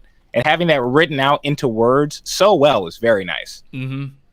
Also, the fact that Amelia is so easily moved, too. She was falling for the trick midway through the conversation. He goes, my family had it. She's like, oh my gosh, it's so sad. Oh my god, I don't want it anymore. Oh. And then Otto's like, well, you need it. It's kind of important to our whole thing. Could you just stop talking for 5 seconds and let me keep doing the business? When we read that part, when we did the Fortnite thing, and Otto's like screaming at Amelia, like, I will not be silenced. Like, I can just imagine him screaming, like, Amelia, no, don't do it. No. Don't, please. It's a bad business strategy. Oh, man. It's highly implied that if Amelia went alone to that meeting, she would probably leave with the colorless stone and like put the entire camp into bankruptcy. Probably. Yeah, because one big concern Otto had was that Kiritaka would just throw loads of useless shit at Amelia and she'd just buy it. Mm-hmm. And so Otto had to try and get all of that out of the way as quickly as possible. Gives her a literal stone from the river. This is my family's heirloom. Pays their entire camp's fund for it. It actually has great magical power. Just look deep inside of it. She gives it to Rodwall to inspect, and he's like, it's just a stone. This is just a rock. Why did you bring this here to me? Subby Rubby Nut Boy. It's okay, Amelia. That rock has special meaning. You're as useless as ever, Subby Rubby Nut Boy. Hello, chat. Shut up, clown. Hello, Lightning. Oh my god. 2 centimeters. Yeah. Oh my gosh. Oh yeah, somebody. I could totally picture that. Somebody joined the Synarch Bishops. I didn't catch your name, but thank you for coming on board. It was a long time ago, and my computer was. Yes! I do love the cliffhanger. That was a really good cliffhanger. The 1 day cliffhanger. Oh my god. Yeah. Yeah. Oh my gosh. Regulus is this obsessed that he sees Amelia once and goes, I'm getting her. That's as simple as it is.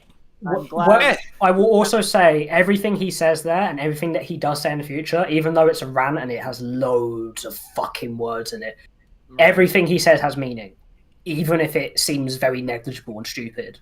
You'll begin to understand him more. Now Subaru has to fight for his woman. I was gonna say that I'm glad that when I played the song, it didn't really like lag anything out. It only like lagged. It was perfect as well because the song started to cut out during the end. Yeah, like. It was really, really well implemented. We didn't have too many. That theme is fucking epic, and we needed it to play during that scene. Kyles, why do you always send that gif? That same gif. What is it? Which one? Oh my. Yeah, your Why did you do it so well? I was looking at it. No. If you scroll over the little emoji I sent under, I think I have one for Kiki Sing. She said it says Kyle's hee. What the? Oh my god! It's what I use throughout every server. Where all right, guys, we're going on tour. This HollowGraphic group is going on tour. We're going to be singing Chug Jug live. So if you guys want to buy tickets, hell yeah! I'll be plugging. I would be plugging with t-shirts and selling. And this is a perfect time for me to announce me leaving this project. Thank you guys so much for having me. I really enjoyed it. Unfortunately, there's just some scheduling issues. Oh, damn.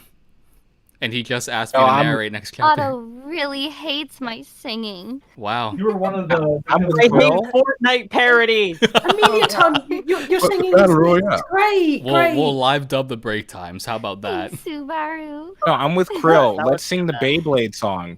Oh Just no. Beyblade let it rip. Metal Yes. Fusion? They do really bad covers of Whichever. Pyrrhixz. I suppose when I sing. I'd want Yes, you OG can. Beyblade. Yes. Wait, hold on. So if Kiki's rapping and she's like doing rap god, she's like, I'm beginning to feel like a rap god, I suppose. Rap god, I suppose. Oh no. It's so offbeat. In fact. Actually, that's another thing. Subaru makes reference to being a rap god. I love the way you lie, I suppose. I'm a human, in fact. I can imagine Subaru's Subarisms have gotten too much into Beatrice's head. He just walks into their room one day and she's just saying she's just rapping and sitting on her bed, rocking back and forth, His looking palms insane. are sweaty, in fact. I'm like, oh, and Subaru's like, oh shit. Ready, I suppose. I need ReZero done now, but I'm at redone with Subaru with an iPod headphones with unlimited charge, and Beatrice just finds it. Wow, I just whipped it. It's just filled with Lincoln. It's like filled with really like shitty old songs. Subaru has really edgy pop songs. He has like fucking Pierce the Veil. Numb, I suppose. He has fucking what is that one song by Pierce the Veil? It's like a super edgy song. What is it? Well, all their songs are edgy. God. What the frick am I thinking? I'm thinking of Papa Roach. Last Resort. I need her singing Last Cut my Resort. life into pieces, I suppose. This is my last resort. Suffocation. Oh my god. I suppose. Oh my god. The animal I have become, I suppose. Yes. Great. Now I'm gonna have to attempt it now. No one can Great. stop. Please do, please do. It's Great. not too late. It's never too late, I suppose. Stop. Please, God Almighty, have mercy. I will not bow with Beatrice. Oh, don't bring that song up, please. I made an A and B to that Breaking song. Beatrice. Please. Breaking Beatrice. Breaking Beat. Oh god. The whole ReZero like female cast, but they just do scream music. Nothing else. And Amelia's still toned down. And I'll attempt it. Wait, hold on. Did we not get the full backstory behind how Subaru can play an instrument? Was he in a really edgy fucking He just heavy picked it metal up. band? He just picked it up for no Yes. reason. No, He was edgy. I like Wolf's. Wolf's is better. Wolf had an argument with me about Lust If and like the logistics that go behind Subaru being king. Like, don't indulge in. Hey, what are you saying? Okay. Link me a song and I'll attempt it. This stream's gonna get taken down, but fuck it, it's worth it. Speaking about Beatrice with Garfield. So Beatrice has two different relationships when it comes to Otto and Garfield. With Otto, she seems to be sympathetic, but with Garfield, she got into an argument about her admiration for Subaru versus Garfield's admiration for Subaru, which seem to counteract one another. She keeps talking about Subaru like a proud father, as Garf keeps talking about him like, well, he's my hero. You've also got to realise, even though Beatrice is 400 years old, she's still a child, mentally. Yeah, that's kind of weird. Yeah. When you're 4, and Garf is also a child, so they're literally having a childlike argument. Yo, hold up. Krill, shut your fucking mouth. I said that she'd be in the reading this weekend. Is it the weekend, you prick? It's Friday. No. Look, he was just sad. You know, he wanted to prove. Don't bully Krill. Krill's a good lad, okay? No, Krill's really nice. Krill's the most supportive mod you have. Krill's a nice lad. Unlike HollowGraphic, he's not the nicest lad. All right, sorry. Regret to inform you that WolfClaw's off this project. I'll be voicing Liliana now, from here on out. Hey, now, give us your My name's Liliana. I really hope that is the thing that gets you kicked out your fucking apartment, you prick. No, the last thing that got kicked me out was when I voiced Roswell. Dude, when I screamed, that's why I said, if Julius has screaming lines, I'm fucked. I will get evicted. Maybe you should scream. Welcome to the Mathers Mansion. I could just imagine some really nasty torture dungeon shit with Roswell standing there saying that for some reason. Hey, Kyle's, I have REM. What? Kyle's, I have some REM images from the Prophecy of the Throne art book. Love you guys. Kyle, love never stops. Wait. Gosh. Who was doing Roswell just then? That was me. Oh, it sounded like me. For some reason. I was hearing whoever was saying that. It sounded exactly like how I. I don't know why, but the way Carl thinks of Rem. Peas in the same pod. Just Shut the fuck up! Now you're starting to sound like Mr. Popo. Oh wait, a bridge, Mr. Popo. Hi there, maggots. You want to go and train? Actually, kind of maggots. You want to go and closer. Useless. Pecking order. Maggots. Pecking order. Carl's obsession with Rem just makes me think of the fact that maybe Amelia and Rem is a thing now. Kyle's, you're sending Rem again, please.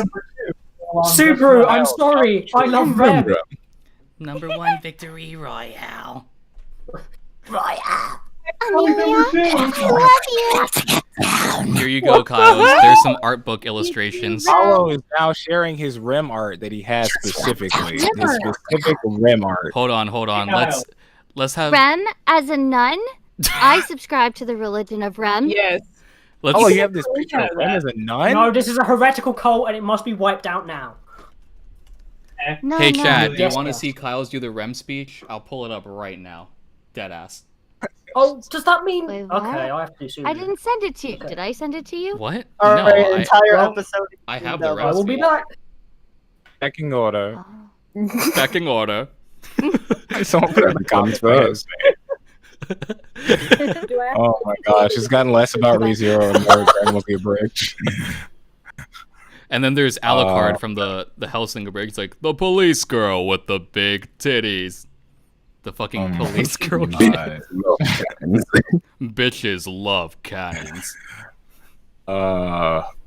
Is there any more ReZero notes I actually had outside of do you Lord have Imp? anything? Like, God, Lightning, you should be on top of I your mean, game. I'm doing pretty well. You're the one over here going on a freaking side tangent I love right Rem. now. Oh, wait, he said it, Chad. He said it. Clip it right now. I don't care. Anyway. Go for it. I love Rem. I know too. Kyle's. The proudest We all I've know ever been of Kyle's. you.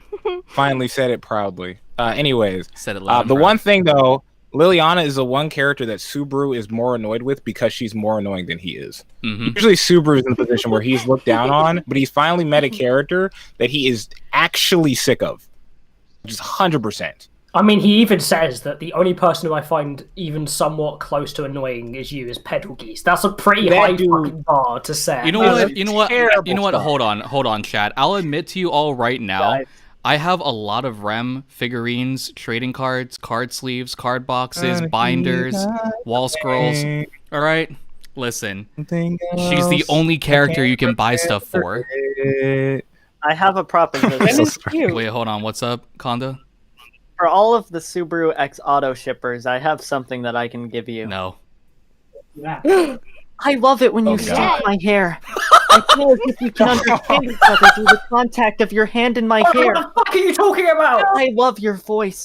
Looking Hearing you through- say What one the- word makes Get my off heart me! feel warmer. I love your eyes. Normally they look stern, but when you're being kind to someone, I love the way they soften. I love your fingers. For a boy, you have such lovely fingers. But when they clutch mine, I know they're the strong, slender fingers of a man. I love the way you walk.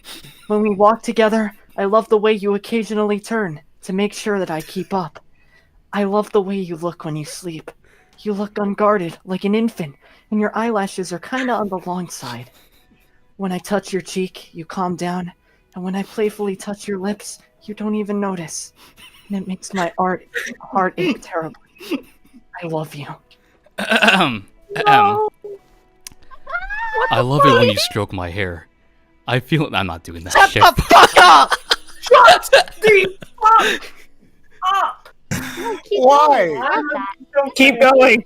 Keep going. What do you mean? Nope. Otto, I appreciate it. I love it when you stroke my hair. I feel as we can understand each other through that contact by having your hair. I love your voice, Subaru. Wait, hold on. Are we playing Wishing in the background? We're gonna get struck! No, stop! We're gonna get claimed! Turn it off! What the fuck Guys. is going on anymore? Guys. Also, he used my GIF? Yo, I appreciate it. $5 from the professional sleeping bag. That was amazing, Otto. I agree. Thank you. This entire no. bottom now. We have to clean it up. We have to clean. This is a bad influence on the Subaru, industry. you need to pick between me, Otto, Emilia, Rem, or that lolly that's in the mansion that you like. Every other character. You need that one that's You know what? Fuck all of you. I love Phoenix. Rem, kill him. Rem, kill him. Kill him. I Hold will, will up. I will get all the boys. Please send the troops. Please. send the Phoenix troops. has the harem that he didn't want. Yeah, reverse harem. Let's go, boys. Reverse. Let's go, boys. More singing? Sure, I guess. Why not? What is this? What is You this? want more song? No. Asahi Oh, wait. We're looking up for it? All of ReZero episode 18 script. I will be better. Oh my god. I'll be Subaru. Is it all actually Puck! Who's Puck? Who's gonna be Puck? Oh wait. But can you... My brain trembles. My brain trembles. Trembles.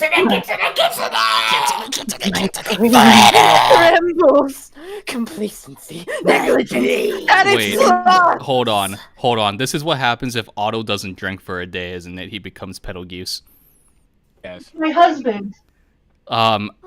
As much as I appreciate you, Kanda, my guy, no. Why? Not today. This is for another time. This is a long script. This is literally all the lines. You know, if we got more time to do, this is so fucking long with the timestamps. We can dub over it. Yes. Oh no. Kyles, I mean- let's hear you do Rem's speech to Subaru and see if he still rejects you. Oh, wow. I'm only doing the ending because we've already done it so much. Ahem. We have to kick it off the same way I do every time. I'm sorry. You are demonically inspired. When I touch your cheek, you calm down. And when I playfully touch your lips, you don't even notice. And it makes my heart ache terribly. I love you. Psh, I like Amelia. Rem, That I was, like Amelia. Sorry, babe. I only like Amelia. There is another. Sorry, Ren. I like Phoenix. Somebody's telling us to read the outbursting from episode 13 when Amelia yells at Subaru and leaves. Oh, okay. Hey, Kanda, find that one. Yeah, bitch. Whoosh, get to work. Whoosh. Hollow. Hi. Wow. Would it be cool if we gave Spica the 5 seconds of credit for the art she drew for the contest? I don't know if you want to do that or not. It's really good art. None of them have been released yet. Oh, okay. Send me mine. That. Lightning, Either it's way, a bit good early, art. my guy. Was good art. My bad. As a knight, I would like to humbly thank you for your service, Spica_illustrations. Great I was work. gonna Very say, good. I've actually I've dubbed over that scene where Subaru outbursts before. That was Really? one of the first things I practiced. Yeah. Spica saying shh in the... It's too late. Subaru, cut my life into pieces, I suppose.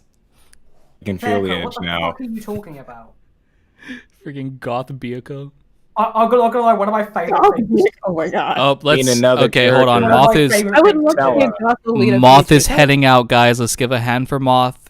Thanks, Mom! Good job, Moth. Good job, Mom. Amazing work. Applause. Bye, Moth. You'll see her in the next reading. True. Very true. She does not like Subaru. That is true What was too. it? One of my favorite things to do, like delivery-wise, in these chapters, was Subaru Oh my saying God. "fuck." I just love swearing. It's so much fun. I like when we do the break time and it just has Garfiel going "fuck" and he turns around. I wish you Oh my God! Wait, let's read this. Julius is. Oh my God! Please, Wait, what? please, the Julius thing that's here. Get ratioed, idiot. You're in the capital again. Get ratioed, idiot. Where's the outburst though? Is that an episode? It'll be right at the end. I just sent it. The play. If we want to do it, the place we could start from is when Amelia says, What timestamp? It is 3011. When I'm with you, you always push yourself. 3011. Oh, not in. Get quiet. Huh? Huh? There's nothing. Oh, There's 019 and 3011. Oh, 019. Okay. Do you want to do the Julius thing and then We can do this one first, and I can beat your ass after. Alright. Thanks, bro. You're welcome. Can I do Subaru? Can I do Subaru? Can I do Subaru? Can I do Subaru? Can I do Subaru? Who wants to do Subaru? Huh? I want to do Subaru. Can I do Subaru? We have a Subaru right here. Kanda. Wolf, would you be opposed to having Kanda do this scene and then you do beat up scene with me? That's fine. Let's run away together. All right, time to practice. To steal your role. I'm joking.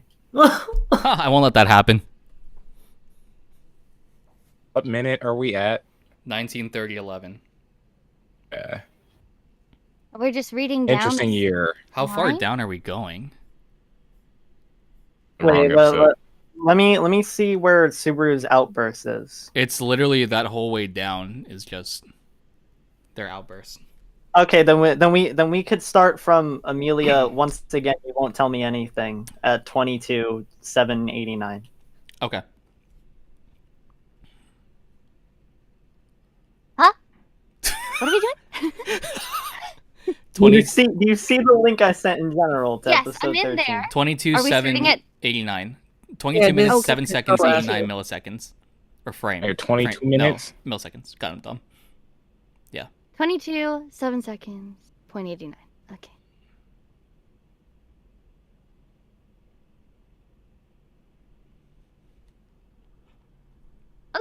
Okay.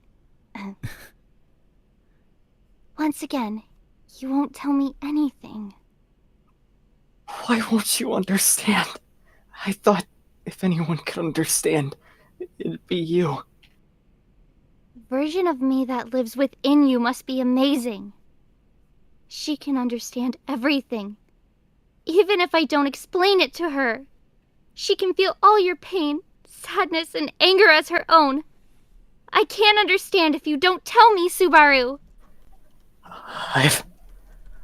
All this time, ever since the beginning, haven't I made everything work out all right? When your insignia was stolen, I saved you from the insane killer at the loot house! I risked my life! All because you were important to me! At the mansion, too, things worked out because of what I did! Without me there, everything would have been a whole lot worse! All of it! All of it! All of it was because I was there! You should owe a greater debt to me than you could ever repay! You're right. I owe you so many debts, Subaru. Yeah, that's right. That's why So I'll repay all of them now, and we'll end this. You've done enough, Natsuki Subaru. You know, I had hopes for you. I thought maybe that only you wouldn't give me special treatment. That you'd look at me in the same exact way you look at everyone else. I can't do that.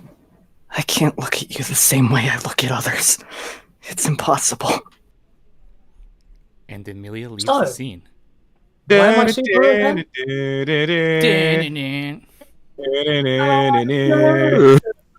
I completely That was quite blanked sex. that episode out of my brain because it was so cringy. So I hope that helped you. I'm sorry, Kanda. I didn't remember all the direction. Nah, that's fine. It was fun. Where does the fight start? It's Reinhard saying Julius, you shouldn't do this, right? I think it is. Well, 14:25:16. Did my mic peak when I was screaming? Yes. Because bruh. I dipped you. I dipped you. I put it down like really far. Like I was trying to keep it the gain all the way up when I was being quiet, and then I turned it all the way down. You have like one line. Oh my god, should we have Wilhelm be Reinhard? Please. Please. Where are we starting? Decline. Should we start higher then? Because we have Felix here too. Yeah. I guess. Where's the thing where they're all talking together? Should we do from when he has his outburst? What timestamp is that, man? 7:41:48. Jesus. Oh no, sorry, 7:22:37. But somebody has to play Miklatov if we're doing that, and Roswell. What am I? Who the freak was Miklatov? The dude with the wasn't that the fucking like bushy The eyebrows eyebrow dude? old man. Okay, all right. I mean, I could just throw in that. It's like one line, right? Yeah. My name is Subaru Natsuki. Okay. And are we starting from there? Yeah, we can, I suppose. I have to be the cringiest man alive. Okay, I know. You're white knighting. It's in your nature. I wanna see Gigak's line so bad because in the bridge he's like, "You're literally being a white knight in front of literally hundreds of white knights." White knights. No, my favorite part of Subaru's like, "What's up, fuckers? Yeah, I'm Natsuki Subaru. I'm Natsuki Subaru. Suck my fucking balls." Emilia's like, "What's that?" What's why do you want to No. No. Stop. No, Sorry, you put it right there. Kyle's no. You're making lines that shouldn't exist. Yeah, I'm sorry. We'll just do the first part, up until. Oh, this is I actually do want to pretty do the long. duel though, so. You want to just do the duel? We can just do the duel. It's literally just Julius talking as he beats Subaru's ass. It's literally the sort of. Yeah, you just gotta make a lot of pain noises. I genuinely need to practice those. So. Okay, let's start from the Reinhard. You shouldn't do this. It's not like you. 14:25:16. It's actually a good way to practice our characters. Now that I think about it. Yes, it is. No shit. We should do this more often. Ryan here. Yeah, 14:25:16 is Ryan. So I don't know if Purple wants to do that. We don't have Pat here, but I'm sure if Purple would like to do it, that's It's gonna sound like Wilhelm, but it's okay. It's okay. Wilhelm is Come on, Wilhelm, do it. Purple is muted. Oh, he is? Goofy. Yeah, I don't know if he you did himself. Can I do You the can- Vegeta voice over it? No, do an actual Reinhard voice. Can I? I remember, how does Reinhard sound in English dub? Julius, this isn't like you. You shouldn't do like. Julius, this isn't like you. Admit that he's had some things that went too far. Such matters he should only warrant. Few lines above. Should only be warned. Few lines above. Oh, incorrect. Oh, my bad. Where is it? Julius, you shouldn't do this. Yeah. Yeah. Julius, you shouldn't do this. It isn't like you. He insulted us knights before the candidates to be our future ruler, and he mocked the chivalry we so dutifully practice. I admit he's had some things that went too far, but to matter, he should only be warned or corrected. No, this is not only my problem. I hereby administer the death penalty to this insubordinate man who sullied the who sullied the knighthood's honor. Oh wait, this is after he's getting beaten up, right? No, it's not. Normally, it wouldn't be unusual for you to be slain for your insolence. However, much to my dismay, you are Emilia-sama's attendant. Therefore, we will fight using wooden swords. Shall we begin? Sure. I'm not gonna hold back. It appears you truly have no pride. And then I think we should just A skip down huge to... ass time skip for when Emilia's... Reporting. Your boyfriend's getting his butt kicked. Oh no! He's getting his Hey, it's alright. Who issued the challenge? It was Julius. Oh, it's fine. I'll pay for your boy's medical bill. Let's go watch. Yay! Grab the popcorn. Oh my Where's god! the line? Wow. Oh, here it is.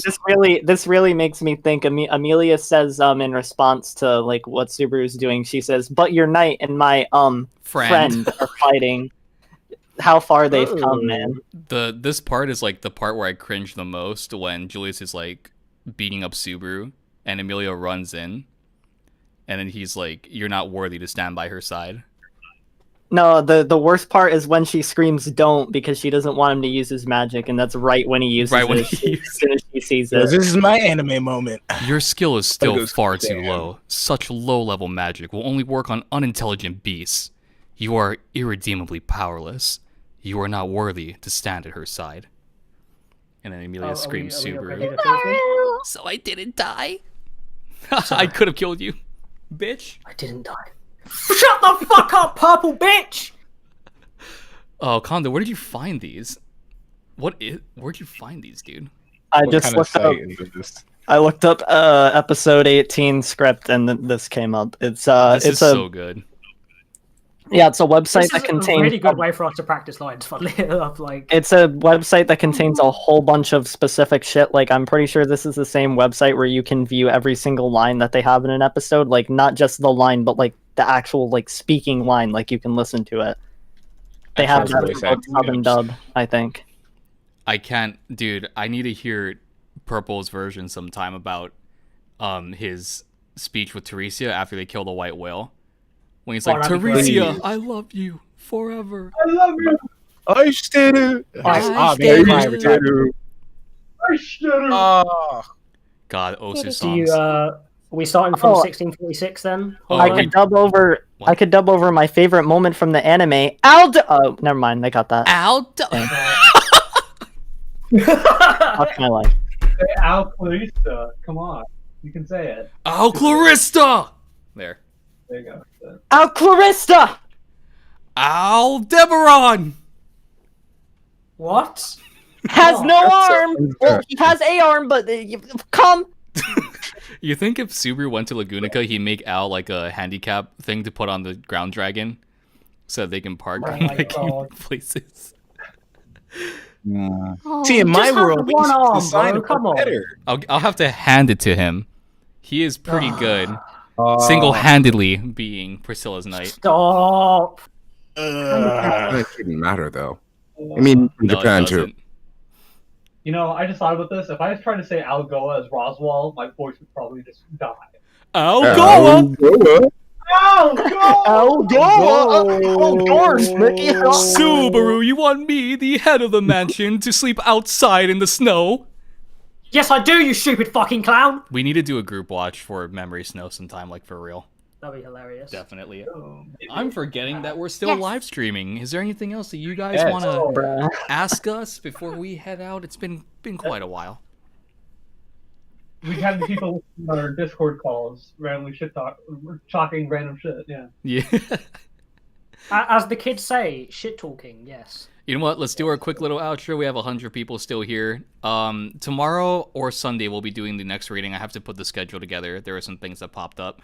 So I'll be doing that tonight. In a few hours, you'll see it pop up.